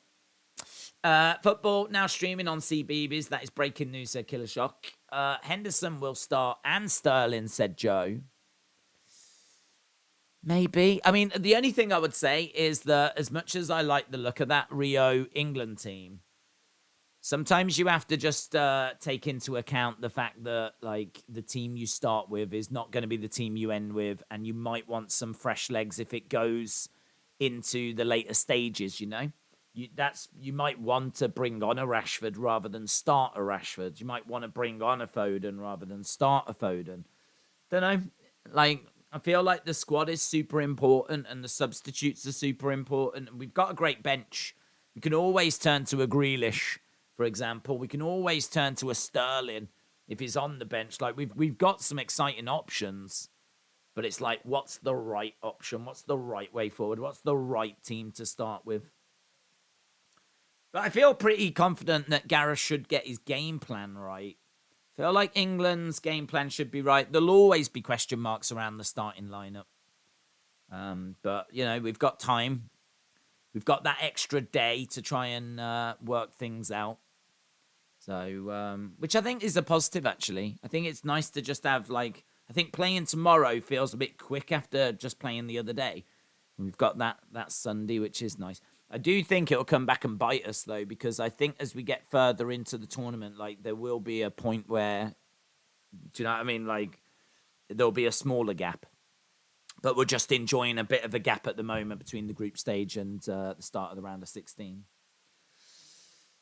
England have got the largest library in the world and the inventors of champagne and the first country ever to use stamps. England history, baby. England have got the largest library in the world, have we? I didn't know that. Are you sure? We've got the largest library. Where is the largest library? The Library of Congress in Washington, D.C. is essentially both the National Library and the country's oldest library. It is the largest library in the world for shelf space. They're saying it's Washington, D.C. The British Library.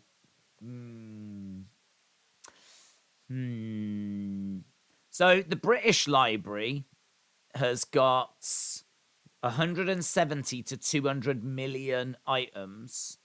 The Library of Congress in Washington, D.C. has got 173 million plus.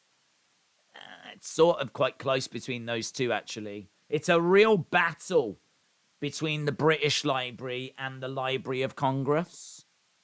So it's those two, because China have got the Shanghai Library, and that's only got 56 million items.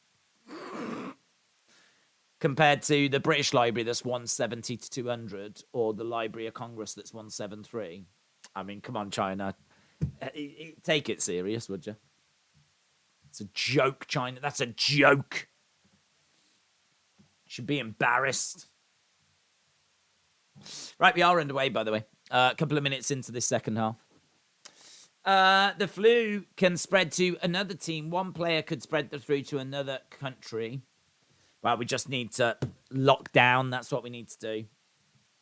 Lock down. Don't let the England team socialise with anyone. Lock them down. We cannot afford the England team to go picking up any kind of flu at this stage. Do you watch the World Cup for free in the UK? Yes. Yep. Don't need to pay for the World Cup. It's regarded as a crown jewel. There are certain sports that they just put on TV that are crown jewels that have to be free for everyone. As long as you've got a TV, of course. And the World Cup is absolutely one of those. I'm sure at some point there will be a charge. I'm sure at some point someone's going to, take that away from us. But things like Wimbledon and the Grand National, which is the big horse race in this country, Wimbledon, the World Cup, I want to say the FA Cup final. All of those are on TV. BBC has got another meaning other than the channel BBC. Love BBC. Big fan of BBC. I spend most of my life just watching BBC. Fubo TV is $69.99 a month, says Colin. Killer Shark said, I don't have a TV. I just watch it on a baby monitor. It's the best way of doing it. Best way of doing it. Cheapest way of doing it. Here's Portugal, dinking the ball in, but headed clear. Obviously, we're waiting for Uruguay Ghana to get back up and running again. How bad was Bentancur hurt? I heard he went off in tears, says Spencer. I didn't see, to be perfectly truthful. I can't say I saw tears. There might be an update that comes through. He went off to in the 34th minute to Vecino. Let's have a look, see if there is a Bentancur update. Probably a bit early, innit? Like, there might have to be, like, scans and whatever.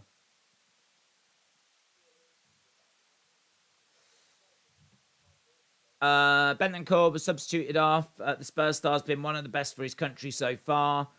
It sparked fears over a potential injury. He was taken off in the 34th minute. Uruguay took the lead, blah, blah, blah, blah, blah. And no one's got any information by the looks of it. There's not even many articles about it at the moment. So we'll see what gets said after the game. Right, both of the teams are coming back out. So we are underway with Korea and Portugal. Now we're getting Ghana and Uruguay coming back out. Ronaldo is rusty, said Rotem. Yep. Headed a ball wide in the first and didn't make a very good connection there. Here's Korea playing the ball down the line. It's a lovely ball, actually. Korea getting on the end of that. It's a lovely ball. Ball in the edge of the area. Korea. No, Portugal able to get onto it and get it cleared by the looks of it. Down the line, middle of the park. Picked up by Korea. Times are tough. I spent all my money on CBeebies toys. Farouk said, I am very excited for SmackDown tonight. Come on, Ronaldo, said Smitster. Dragon Slayer said it's on Fox. Fox is free in the USA. Okay, we have got a kickoff in the other game. As we said, they are quite a fair way behind because of the fact that there was such a lot of added on time. But we are underway with that, and we've just got a player down for Portugal at the moment. Number 21, Horta. Horta down. He's all right. He'll be all right. All you Horta fans, he'll be all right. Do we know where Ronaldo will play after the World Cup yet? We believe it's going to be Saudi Arabia. Rumours are Saudi Arabian team have offered him like 200 odd million or something to sign for them. So I think it's probs going to be that. I don't know that has been confirmed though. We just got a break in this game whilst the player's down, so we're just waiting at the moment. I need options, KFC or Macy's. What the hell's Macy's? What's Macy's? Do you mean Macy's like the department store in New York? That Macy's. Fun fact, in Exeter, there is a building that is known as the House That Moved. It was put on rails and it was moved 70 metres quite some time ago, and I don't have a clue why. Okay. That's a fun fact. Okay, just waiting for the game to get back underway, and it is ball in the middle of the park. So Portugal have got the ball. Going down that left-hand side. Again, gets played back. Ball coming across. Again, moving forward. Bouncing over to the right-hand side. Into the middle. No joy. Ball coming over to the left. Ball in the middle. Portugal. No joy. They're looking Portugal. They're trying to find that second goal. So 56th minute, and here come Korea. Korea trying to break down the middle. Good quick counter team, Korea. Nice. Through ball. That was good. That was really good. Oh, shot, and it bounces off the Portuguese defender. Goes behind, and there's Son. Son trying to get the crowd fired up. Son trying to get the crowd on board. That was a lovely through ball. Look at that. Bang. Off the Portuguese player. And there's Son trying to get the energy going. He knows they're only a goal away at the moment. He knows they're only a goal away. Obviously, another Korean goal, Uruguayan goal, would potentially change things. But shot coming in. But Korea have got to get the winner. They've got to at least get the winner. Subway, haven't had that in ages, says DB. Mackies. Oh, Mackies. Macy's is an American food restaurant. No McDonald's. But that's Macy's. That's not how you spell Mackies. Korea looking good, says Daniel.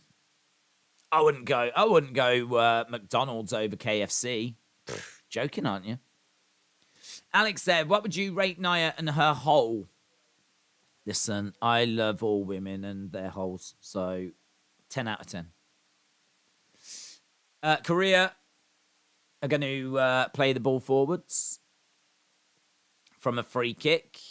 Good, interesting position. It's whipped in, goes over everyone's heads and goes straight out. Goes straight out. Malaysia have got a big sports channel called Astro. Astro and EPL have got a partnership for a long time. A lot of England and EPL legends get invited to be pundits for most EPL games. That's interesting.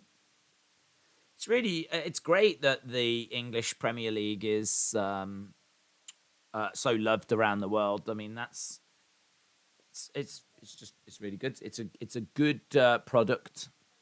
It's a great league. Obviously, they've got some of the biggest players in the world. So yeah, it's good. It's good that it's does well in like Malaysia and it seems to do well in like Japan, and it's on TV. Obviously, very popular in America as well. It's good. We don't have Popeyes here. No. When in the UK, you've got to eat Vinshire Powys, the best in England. Never even heard of that. What is that? Burger King is always good. Yeah, to be honest, Burger King over McDonald's. I mean, you'd take a Whopper over maybe a Big Mac every day. I mean, like, Big Mac's tasty, but a Whopper is more satisfying. And then you would definitely... I'd take KFC over all of that. I don't know what I would take McDonald's over, to be honest. I mean, I'm sure there would be something, but if we're ranking fast foods, honestly, McDonald's is convenient. That's the best thing you can say about it. It's cheap, it's convenient, but there's better options out there. In-N-Out Burger, never had one. Never forget what they took from us. R.I.P. Liberty of Alexandria. I know I've had amazing things from Popeyes. I love the Euro League. Watched it for the first time last year, said Thruka. There are Wendy's and Popeyes in the UK, but just not many of them. Yeah, not many at all. Not many at all. I think there was a Wendy's that opened up in Manchester or something. We even looked the other day. I've never been to a Wendy's. I've never been. Kingdom. Let's have a look. Wendy's has arrived in the UK. A new Wendy's restaurant opens in Reading. That was on the 21st. That was on the 21st of June, 2021.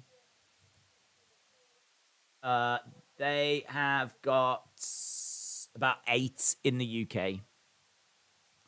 Wendy's is now open. Find us in Reading, Stratford, Oxford, Croydon, Brighton, Ilford, Camden, which is London, Romford. Is that London as well? Maidstone and Sutton. So there's 1, 2, 3, 4, 5, 6, 7, 8, 9, 10. 10 in the UK. 10 in the UK. All you Wendy's fans. Still 2-0. Uruguay, Ghana. Still 1-1 as and we're past the hour mark now, so only half an hour to go. There is a Jollibees in Cardiff. How's that? Sonic, you can't go wrong, said Dragon Slayer. Wendy's is fine. It's nothing special. It's worse than McDonald's, in my opinion. Whoa. Chick-fil-A is the best. DB said, chuck a what? Chuck a what? Chuck a what? Chuck a what? Didn't they sing Tub Thumping? The YouTube channel called Stadium Astro have got highlights of EPL, Bundesliga and World Cup. The channel has 1.2 million subs. The only football channel has games highlights. Okay, South Korea trying to get the ball from their defense. It's still bouncing around, though. It goes wide. Shakim said, I love food. Do you know what? I love food. And I didn't get a chance to eat when I woke up. I had a coffee, but I didn't get a chance to have something to eat. So all this talk of food is super, super depressing. Super depressing. As soon as we're done with these games, going to have something to eat before we start the next game. Defo. Don't know what it is. Certainly won't be fast food. Because it won't be fast enough, in all fairness, where I live. I'm in the countryside, so I'm just going to have to go into the hedges, kill a squirrel, and have that. Or I'll just see if there's something in the fridge, to be honest. Stephen Thompson against Kevin Holland, who wins? I was leaning Kevin Holland, to be perfectly truthful. I was leaning Kevin Holland, but there was an interesting point that got made the other day, and that is Kevin Holland does well in 5-round fights. If this was a 3-round fight, Stephen Thompson does well in 5-round fights. If this was a 3-round fight, Kevin Holland all day, twice on a Sunday. 5-round fight's a bit more interesting because Thompson tends to be quite slow, but grows into fights. So you could see him struggle for the first 2 rounds, but then have a good final 3 rounds. So I actually think it's closer than I even first thought. I was like, I think this is Kevin Holland. I think it's Kevin Holland. I think Stephen Wonderboy's done. But if you look at who he faces big names, bigger than Kevin Holland. You know, like Gilbert Burns, Bilal Mohammed. And you look at, like, Holland, and Holland's got his limitations. 5 rounds, can Thompson get the win? I might be leaning Thompson, you know. I might be leaning Thompson now. I think it's really close. I think it's a really interesting fight. Ball being played forward into Ghana, but the Uruguayan keeper gets on the end of that. Ball is cleared by South Korea. Don't forget, we are back later with those games. But not only are we back later, we're back tomorrow. United States, Netherlands, we're doing it. We're doing it. We're here for it. We're doing that game. Super exciting. Ronaldo looking a little bit sad. He would obviously love to be getting a golden boot. He'd love to be getting some goals. Are you doing UFC? Yes. All the streams for this weekend are set up on the channel already. So feel free to leave likes on them. It would be greatly appreciated. Likes do make a big difference. We don't ask for them on the football streams. But obviously when we get to the round of 16, they're going to be, big streams, hopefully. Or bigger, I should say. Oh, Ronaldo's going off, you know. Ruben Neves is going off. Ronaldo is going off. Mateus Nunes is going off. So Nunes, Neves, Ronaldo, gone. Polina, Leo, and Silva all coming on for Portugal. They must feel that it's job done. They must feel like it's job done. And you can understand it. They are going through and going through top. Unless they would have to lose this and Ghana would have to win that. So far, it's 1-1 in this game. And it is 2-0 Uruguay in the other game. So, big changes. Heartbreak there if you've got Ronaldo in your team. A lot of people will have had Ronaldo. Sits down, shakes his head. Ronaldo, I don't know how many goals he's got. I know how many he's claiming, and that's like, I think, double digits now that he's claiming. But how many goals has he actually got at this World Cup? So Ronaldo, frustrated with himself, could have and maybe should have got onto the score sheet. So at the moment, we have got 5 players that are on 3 goals. Morata, Mbappe, Rashford, Gakpo, and Valencia are all on 3 goals. Then on 2 goals, we have got Fernandes. God, we've got loads. We've got Fernandes, we got Fulkrug, we got Messi, we got Havertz, we got Goose Young, we got Doan, we got Ferran Torres, Saka, Giroud, Richarlison, Kudus, Taremi, Kramaric, and Al Dossari. They are all on 2 goals. So Ronaldo must be on like a goal, maybe. Because that's everyone that's on 3 and on 2. It's great to see a couple of English players in there. Obviously, Saka and Rashford. This will obviously start favouring the players that stay in the tournament till the final. Or at least get to the semi-finals. If you go out in the round of 16, it's going to be hard to see you winning the Golden Boot. But as we've said, we actually sat down and we looked. We sat down and we looked at the previous World Cups, and it seems like if you get to 6 goals, that's it. That's what does it. 6 goals seems to be the number. If you can get to 6, that should be enough to get you the Golden Boot. So 3 at the moment. Right, we are into the 68th minute. Not much in the way of instant. There was just a little look at a penalty in the Uruguay-Ghana game, but no penalty given. USA needs Nando's. People love Nando's. People love Nando's in this country, and then when people come over, they seem to like Nando's as well. Can't really go wrong with like a chicken restaurant, can you really? We've got Paul Robinson as a pundit in Malaysia, said Easy99. Uruguay are not using their heads. If South Korea win, it could come down to yellow cards, and Suarez's temper is getting the better of them.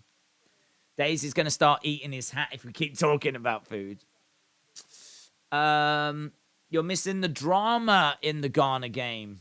I saw the penalty thing, but it was no penalty. Right, we're into the 69th minute. Ghana on the ball in the 62nd minute at the moment, but bounces off and goes out.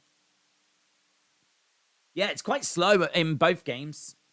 Here's Ghana playing the ball over to the left-hand side, trying to find a way forward. Obviously, they need 2 goals to get back into this. A Ghana goal would wake things up here. A Ghana goal would wake things up. It feels like the drama is not... We had a lovely moment earlier, obviously, where there was goals going in. Missed penalty, goals going in. That was fun. But since then, like, there's been a good 40-odd minutes or so where there's been, like, nothing happen. So, kind of feels a little bit subdued at the moment. And that will suit Uruguay to a T. They'll be happy with that. They don't want any drama. They want things to stay exactly as they are. Portugal have got plenty of players behind the ball as South Korea are looking for that winner. That would change things. Back post. And it's hits off the Portuguese player. It was Son that was coming in. And the Portuguese player, Cancelo, makes the block. Cancelo is down. Cancelo is down. Side foots and hits off the side, right off the ribs by the looks of it. Oof. Oh, I tell you what, yeah, it's hard as well. Oh, oof. I've taken a football right there. They're saying that at handball. I mean, that'd be harsh. That would be harsh. Look at the Korean fans. They're like, handball, handball. That'd be harsh. Referee's like, no, calm down. Cancelo getting back up to his feet. Still feeling the effects of that. Ghana are on the ball in the other game. We are into the final 20 minutes. We're into the final 20 minutes between Korea and Portugal. Long Beach Hippie said, here in California, there are thousands of donut shops. Just donuts and coffee. Does the UK have this? Not really. We have Krispy Kremes. They're not everywhere, but they're probably in a lot of the cities. So, Krispy Kremes, you can... I reckon if you went to a major city, you'd find a Krispy Kremes there somewhere. Outside of that, no, not really. I mean, we have coffee shops, of course. Starbucks, Cafe Rouge. I feel like there's probably another one. But... yeah, we have those. Like, you'll tend to find them on the high streets. But not like loads of donut shops. Not loads of donut shops. If you used to go down a British high street, I reckon you would find a lot of charity shops, right? A lot of, like, what you would probably call thrift shops, I would imagine. A lot of charity shops. You would find, obviously, the clothes shops like New Look, TK Maxx, Next, Zara, Topshop, I don't know, loads of different clothes shops. Maybe an entertainment store like HMV, you'd probably find that. Boots, which is like a chemist, bit like your Walgreens, you'd find those guys. And then you'd find coffee shops, you would find... maybe a jeweler's, certainly a place that sells watches and jewelry and whatever. You definitely find a place like that. Trying to think what else. I'm trying to think back to a few high streets that I'm thinking of in particular. Phone shops. You would find phone shops. You'd find definitely you'd find phone shops. Primark. That's a big. Primark's huge over here. Cheap clothes. T-shirts for like £3. Trousers for like £8. Like just cheap clothes. They're massive. They're one of our biggest retailers. I don't even think they're ours, but they're big. That's it, really. I find high streets they've become quite uninspiring. There's going to be a Korean... Suarez has been subbed off, by the way. He's just gone off. We're going to get a Korean free kick in an interesting position. It's taken, goes over the wall, but it's well wide. Cavani is on. Pellistri has gone off for Uruguay as well. So Pellistri is off. Pellistri's been playing all right, actually, for Uruguay. Never see him for Man United. But he's been playing for... Isn't that weird? We've got Pellistri. He doesn't play for United, but he's been doing it at the World Cup. He's looked quite good, Pellistri. We signed Pellistri along with Amad Diallo. Just don't see Amad playing. I think Pellistri might even be on loan. I don't know. But United seem to have a good option with Pellistri. Kind of look at it and go, why were we playing Elanga and not Pellistri? Looks like he's coming home, said Peter. Andy said it's a little boring.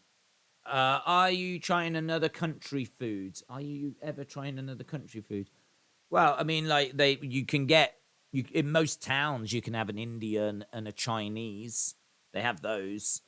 You might be able to find like a Malaysian in a big city where there's going to be lots of options. But in most towns, there's a pizza place, a fish and chips place, an Indian, a Chinese. Those would be your options. Definitely a place to get like fish, chips, kebab, that kind of stuff.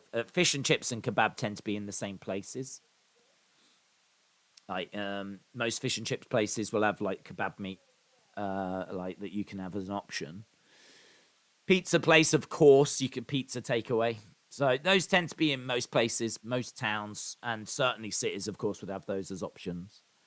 But really, like, I don't know, Caribbean or Japanese or, I don't know, Malaysian or Mexican or anything like that, like, they're more for big cities, really.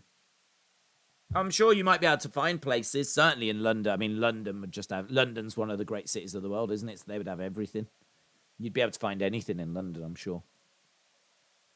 But London is also a bit of an exception in the UK because, Birmingham's big, Manchester's big, Liverpool's big.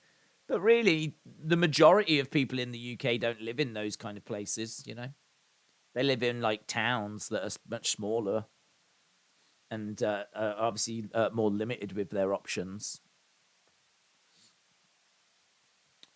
Ball going all the way back to the keeper. Is it common for restaurants to do an egg on a burger? Fantastic if you've not had one, says Ryan. That's not normal. I would try it. Sounds great. I like eggs. I like burgers. I mean, that sounds like it would work, but that's not something that I tend to see. Did you see the new trailer for Indiana Jones 5? No. I have fish and chips, a Domino's, a Burger King, a KFC, and a McDonald's, says Killer Shock. Right, at the moment, we are still 2-0 Uruguay, still 1-1 Portugal. We are approaching the final 15 in the Korea-Portugal game. Korea have got the ball, playing it over to the left-hand side. Portugal just looked too good for them. To be honest, Portugal just looked too good for Korea. I mean, they've made a raft of changes, and it's a battle out there, but we're not seeing, like, great Korean chances. And in the other game, like, Ghana just don't even look like they're getting back into this. It really needs something to shake things up. Maybe if Korea score and Uruguay all of a sudden are going out, then they would be forced to come forward more. That might open up some space. Ghana might get some opportunities. But Uruguay are in and around the penalty area. Shot comes in. Wow, that was a beautiful shot, actually. Just as I said that, Uruguay with a great shot. And that was a nice save by the Ghanaian goalkeeper. That was from Valverde. Valverde with an absolute rifle. Just got a Korean player down.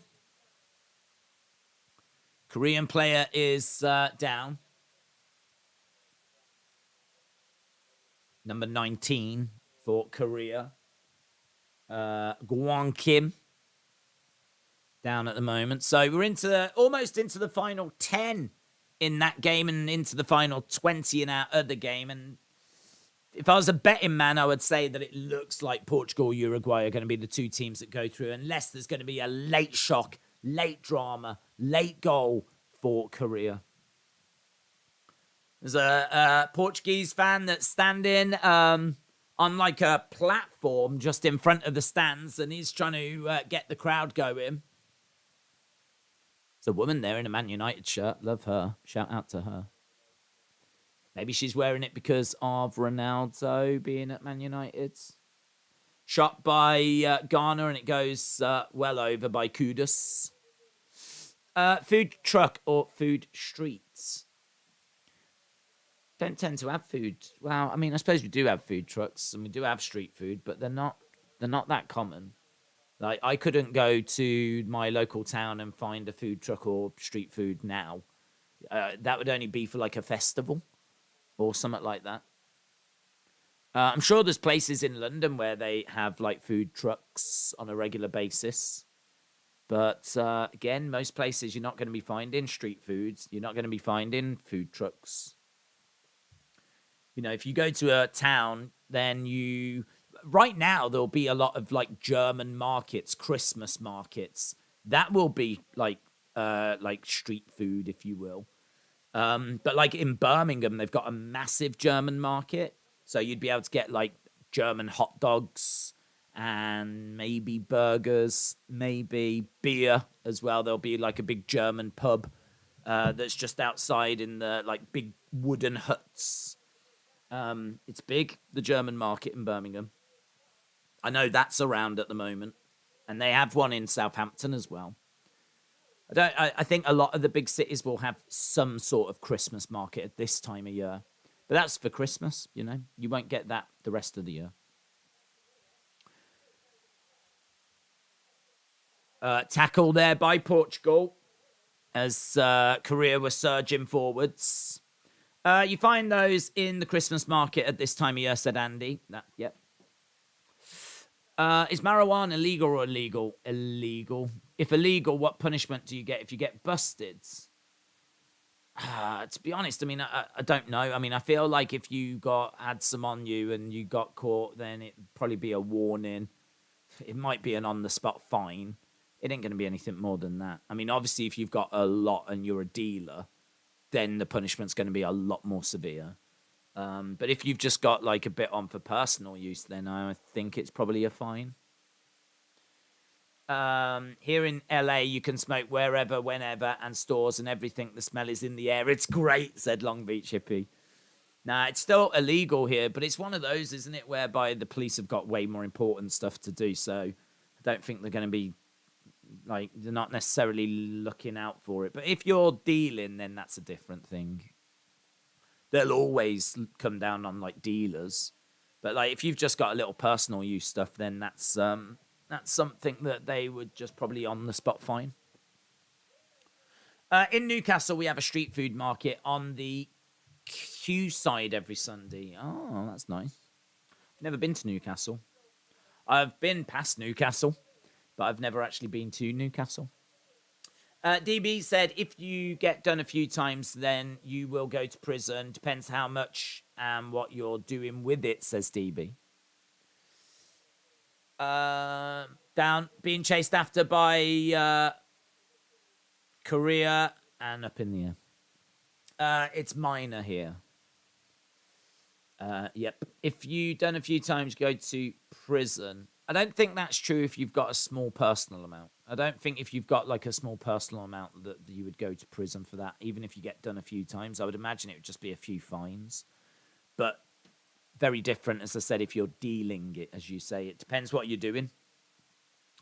8 minutes left in Korea and Portugal, and about 15 minutes left in Uruguay, Ghana. Scores remain the same.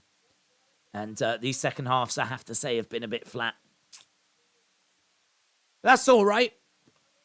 We had the thrill ride that was last night and the night before, and now we've got this group, and of course we've got the games coming up in about an hour or so that we'll be looking at, and that's Brazil's group. Who goes through? Will it be Switzerland? Will it be Cameroon? Will it be Serbia? Who is going to go through with Brazil? Is it going to be Uruguay, Brazil? Yep. At the moment it is, yep. And we had a little look to see what the recent results have been. And the recent results show that it's been all Brazil. Brazil have played Uruguay last year and the year before, and they beat them twice. Beat them 4-1 and beat them 2-0. So I don't know that they're going to be too worried about playing Uruguay. It'll be a tricky little game, but it'll be one that Brazil will fancy. Usos are going to get new tag bouts. It's about time, said Steve. Rotem said Serbia versus Switzerland should be good. Dylan said it's going to be impossible for Poland to beat France. Legend Killer says, come on, Portugal. Dork Knight said Valverde is a menace. Yep. 6 minutes left of Portugal and Korea. Ball being played over to the left-hand side. Korea trying desperately to find this goal. Desperately trying to find this goal. And just imagine Ghana supporters on the verge of being knocked out by Uruguay. Ugh. I feel for him, man. I really feel for him. I would love to move to Hebden Bridge in the hills. Do you know anything about that? No. Rotem said Uruguay versus Brazil would be a fight. I got some good stuff for most popular clients, said Killer Shock. Today's games have been a bit boring, said Daniel. Yeah, well, still early. We've still got, obviously, the games coming up later. But to be honest, even if the games later are a bit dull, it doesn't matter because this is very much the calm before the storm. We have got no time to waste. We are sat here less than 24 hours away from the start of the knockout games, and they are not boring. They are no way can they be boring. The only way they're boring is if a team takes the early lead and then gets a couple in the first half, scores again after halftime, and you go, right, okay, well, this game's done. That's the only way they can be boring, because if it's close, then obviously it stays dramatic. Then you can have extra time. You can have penalties. All of that drama arrives tomorrow. USA against Netherlands. And, of course, Argentina against Australia. And we don't have to be watching two games, which I love. Because trying to watch two games, and certainly, I don't even mind watching two games. That's not so much the problem. The bigger problem is that I can't watch them both live. Like, I've got one on TV, and then the other I have to watch through the internet. And the internet has got a delay on it. So it means you lot are telling me about goals, and I have to sit here and wait like 30-odd seconds till I get to them, which is just far from ideal. Ball to the back post by Ghana. No joy, bouncing around. Cleared by Uruguay. That ball going into Ghana's half, chested down. So we will be back in about an hour. We will be back in about an hour. Like, we're not going anywhere yet, but as soon as these games are done, we will be back in about an hour, and then we'll start our coverage for the games tonight. Then when that's done, we've got a little break, and then we're back with SmackDown. Oh, shot just wide by Ghana, you know. Shot was just wide. Oh, look at that woman. She's got her hands on her head. Her mouth is wide open. Absolutely shocked. Australia won't make an effort against Argentina. 29 days left until 2023. What would be your New Year's resolution? Will there be any changes? I don't know. I probably should think about that. But I can't stress it enough. Certainly at the moment, we just go from day to day to day. There is no long-term planning right now. I mean, I've had I've had a toy hunt that I recorded because people on the channel really enjoy those. And I recorded one about nearly 2 weeks ago, and I just have not had a chance to edit it and get it onto the channel. So it's like, yeah, I don't know. That would need to be something where I get like some time to sit down, have a little think about what do we need to tweak, what do we need to change. Who knows? Toys are the good stuff, says Killer Shock. Good job, Uruguay keeper. Harif said so close by Ghana. Here is Portugal then, just passing it around as we're into the 89th minute. I must admit, the games have gone quite quick. I don't feel like they've dragged. I don't feel like I've sat here and I'm bored and I'm all like, oh, God.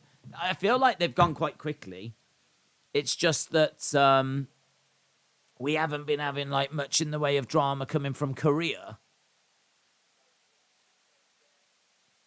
Ghana driving forward, playing it over to the right-hand sides. We're into the final 10 on that one. It's cleared by Uruguay. Again, Ghana picking it up on the inside. Shot comes in. Oh, my God. I think that's the one you guys were just talking about. That was only a whisker wide, wasn't it? Ghana are looking, but unless they find 2 goals. How wide is that? Oh, it's a save? Damn. At first glimpse and that first camera angle, it looked like he'd just put it wide, but the keeper gets his hands to it. That's a really good save, you know. Oh, I'd love it if Ghana get 2 goals now. I'd love it if Ghana get 2 goals.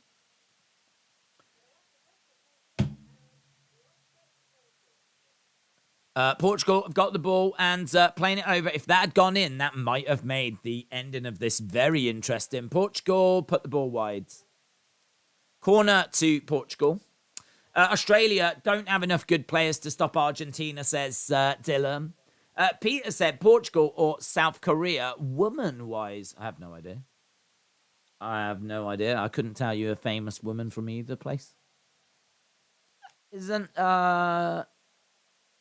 I seriously can't think of a famous Portuguese woman. And the only Korean woman I can think of wasn't Squid Game from Korea. And isn't she Korean, the woman that was in that? But it shows my knowledge, doesn't it? Some bursting forwards. Played it through. Oh, it's in for Korea. Korea of 21st minute. Oh, my God. Korea have got the winner. Minute.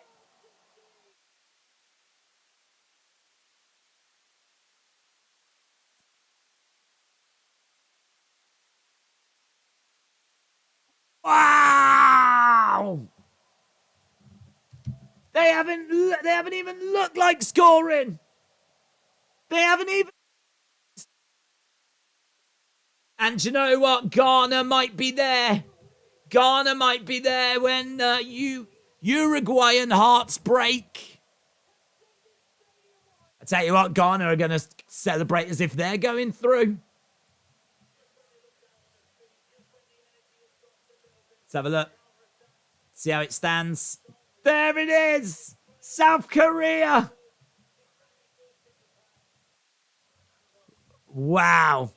Wow. Wow. Look at this. So he drives forward. It's onside. Beautiful. That's all Son, that is. That is all Son.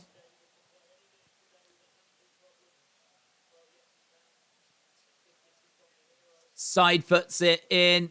Shot. Bang. Oh, my God. Yellow card for Ghana. That's all Son, that is. That is all Son.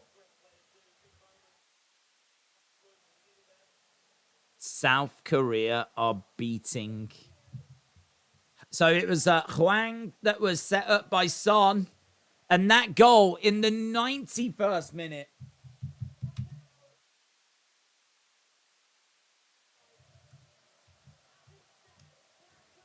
South Korea going through. on goal scored.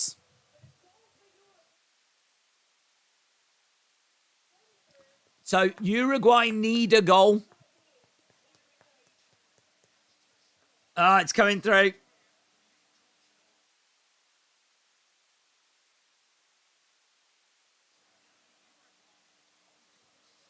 Now lead on goals scored, but apparently one goal for Uruguay would put them through. Uruguay have to score another goal. Man, they've got to do it against Ghana. Yes. Karma's back in the house. Karma has arrived again. And he's on the bench, Suarez. Once again, he's having to watch.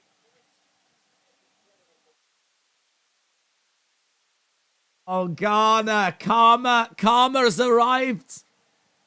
Ghana, I know it's not going through, but it's still going to be pretty sweet, isn't it?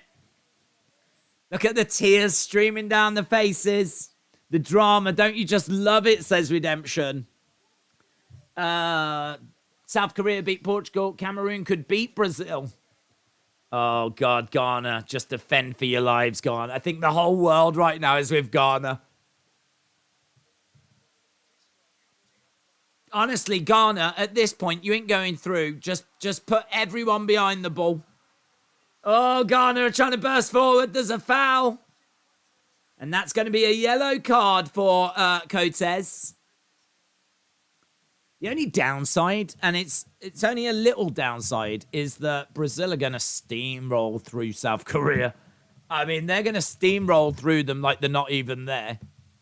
So that's the only downside of this, is that, you know, they're Brazil right now are just going to be licking their lips at this. But hey ho, I do watching Uruguay go out at the hands of Ghana will be very sweet. Look at the South Korean fans bouncing up and down, celebrating away. We're in the 95th minute. There's a sign that says, "I believe Korea." It's amazing. And at the start of the day, I was like, I think Ghana go through because they only need to draw. And so I think they go through. And I meant it. I thought that Ghana would go through. I thought that they would frustrate Uruguay, hold them, and they would go through because they only needed a draw. For most of today, it's been Uruguay that have been going through. For most of today, it's been Uruguay. We've been sat here. It's been Portugal and Uruguay. And now, at the very end, in the 91st minute, it's South Korea that are going through.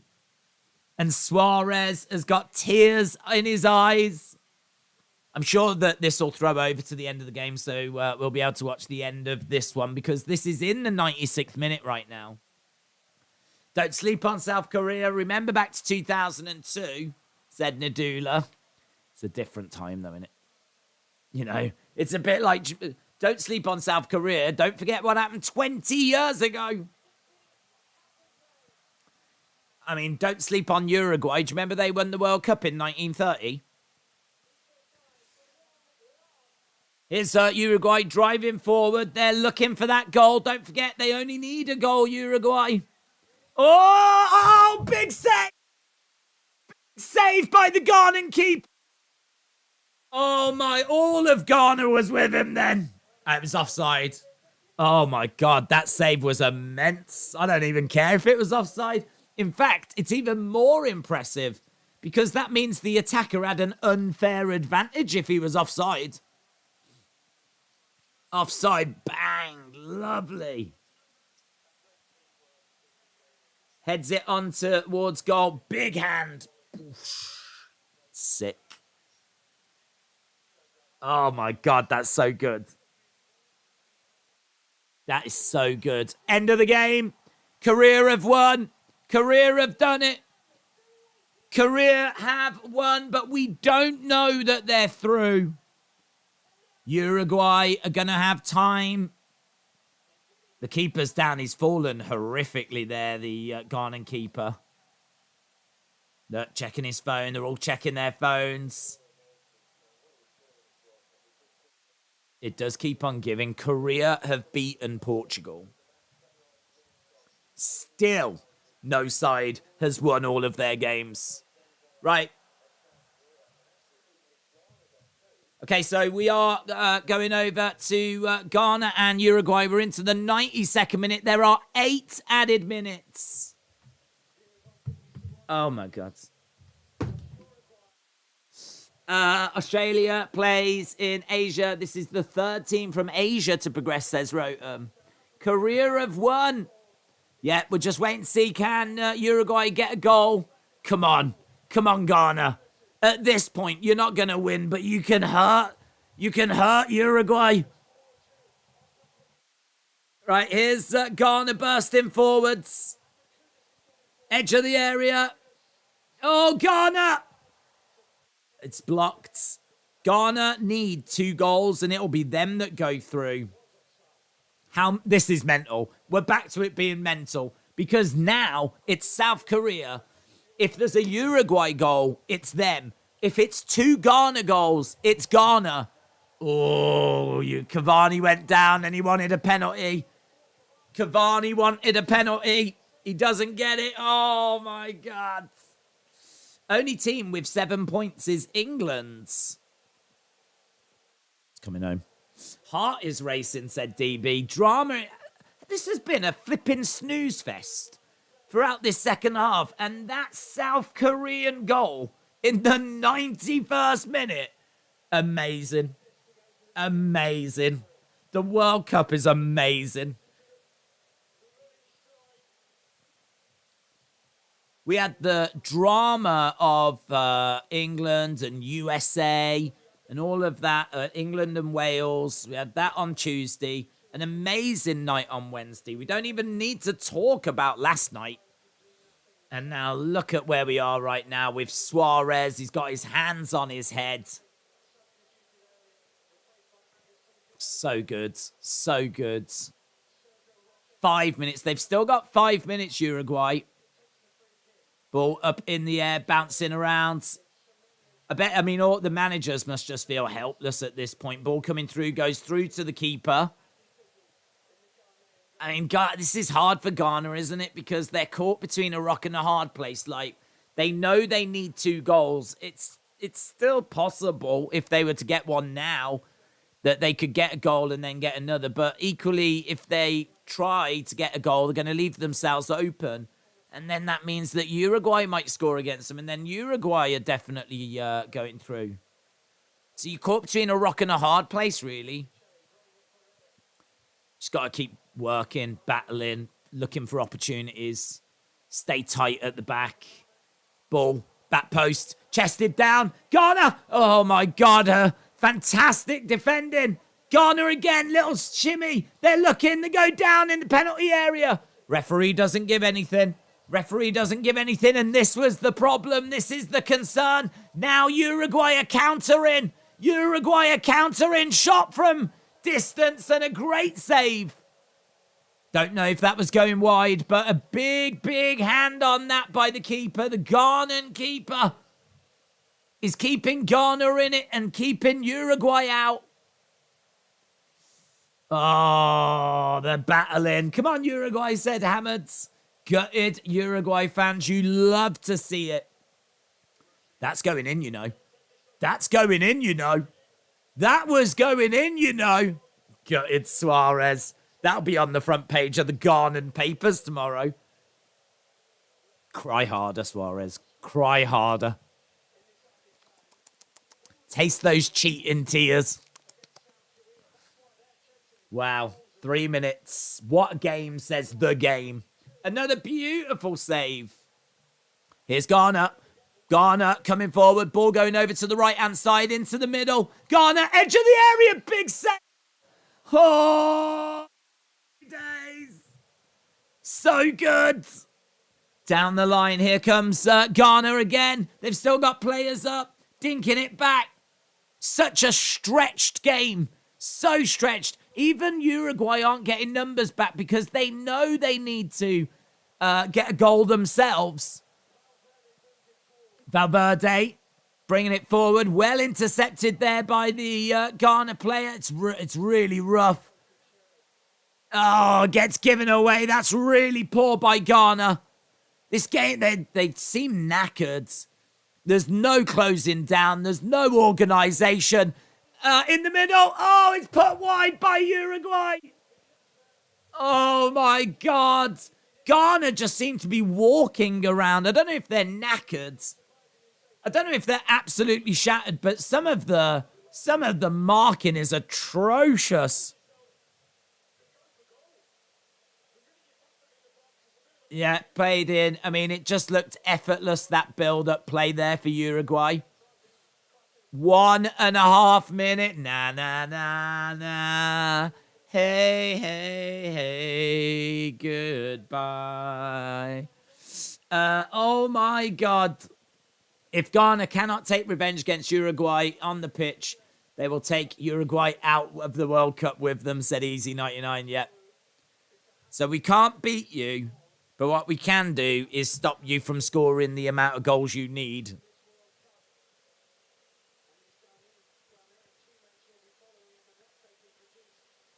There we go. Ghana players going up. The Ghana player's going to be gutted, of course, but there is a very definite silver lining here for Ghana. A very real silver lining. Final minute. Final minute. 1 minute left. I'd take 10 more minutes of this, says Steve. I thought Suarez was going to use his teeth in this game. This is drama. Throw in by Uruguay. Is there time for one more chance? There's only 20 seconds to go. The ball goes all the way back to their keeper. If you are just joining us, just a reminder, South Korea have beaten Portugal. Ball coming over to the right-hand side, down the line. Long probing ball being chased after, but straight into the hands of the keeper, and that's going to be it. That's surely going to be it. Referee still allowing it to go. This is lovely, says Killer Shock. This is lovely. Look at that. Darwin, Nunez, Valverde, Bentancur, Godin, all about to crash out of this World Cup. They would have been the second favourites to have gone through. No way would I say South Korea going through. No way.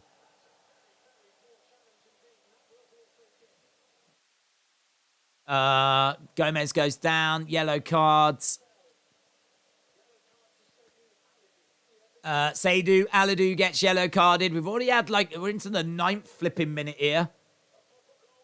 There will be enough time, you would imagine, for a shot at goal. And this is shooting range. Oh, my God. This is going to be last minute again, innit? Last minute. Last minute. Free kick for Uruguay. Oh, God. Last minute free kick for Uruguay. Oh, God. And it's proper shooting range, you know. De La Cruz standing over the ball. I don't fancy him to score. I don't think he scores. That keeper's been in fine form as well. Gets it over the wall, straight into the hands of the keeper. Over the wall, straight into the hands of the keeper. And that is it. Game is over. Uruguay have become Uracry as Suarez bursts into tears.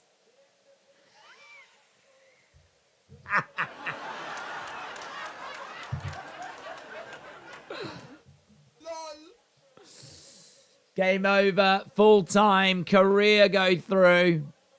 Oh, there's shouting. There's a lot of emotion. Uruguay players are shouting at the referee. Oh, man, he's really lost it. He's really lost it. I think that's the sub-keeper going mental at the ref.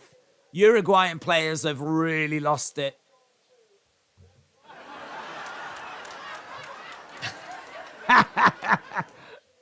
I mean, I know that it's not professional, but if someone was going mental at you like that, you would want to laugh at them.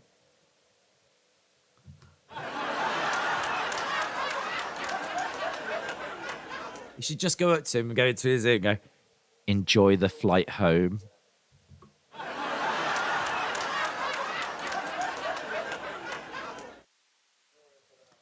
Na na na na.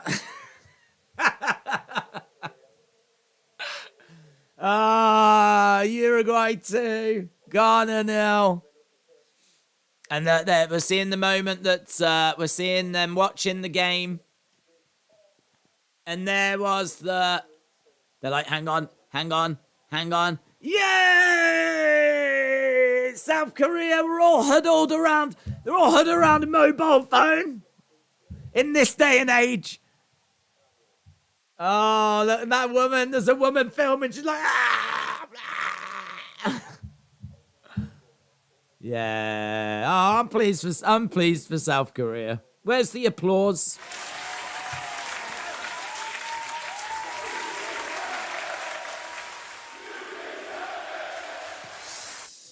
Uruguay 2, but it's Ghana that won. Cry on the flight home, says Chloe indeed. Cry me a river. Taste sweet, those, don't they?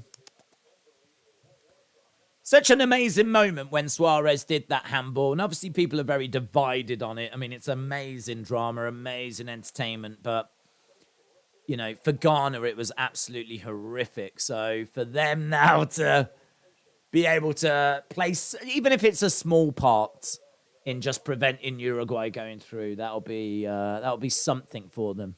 They've got that. They've got that they can take with them on the plane home. You deserve it, Uruguay. Lovely jubbly, says Killer Shock. Suarez is ready for Kristen Ball history. There's a dude talking on his phone, chatting away. Yeah, amazing. Amazing seems. Karma at its finest. Inject those tears in my veins. Very good. Very, very good. Right, we're going to go because I'm going to grab something to eat and get ready for our next load of games. Don't forget, we are back in about 50 minutes. Not long. Back in about 50 minutes' time. Brazil, Switzerland, Serbia, Cameroon. Brazil are pretty much through. I think they are through. And then it's going to come down. Yeah, they are through. Brazil are through. They're not quite through as leaders, but it's 99%. But it could be anyone out of Switzerland, Serbia, or Cameroon. Just like this, I thought it would be Ghana. For most of it, it was Uruguay. And then it turned out to be South Korea. So that is the World Cup for you. So, yeah, more drama coming up in about 50 minutes' time. So big shout out to everyone that joined us. I hope you enjoyed that. And I will see you in a bit for that next round of games. Bye for now.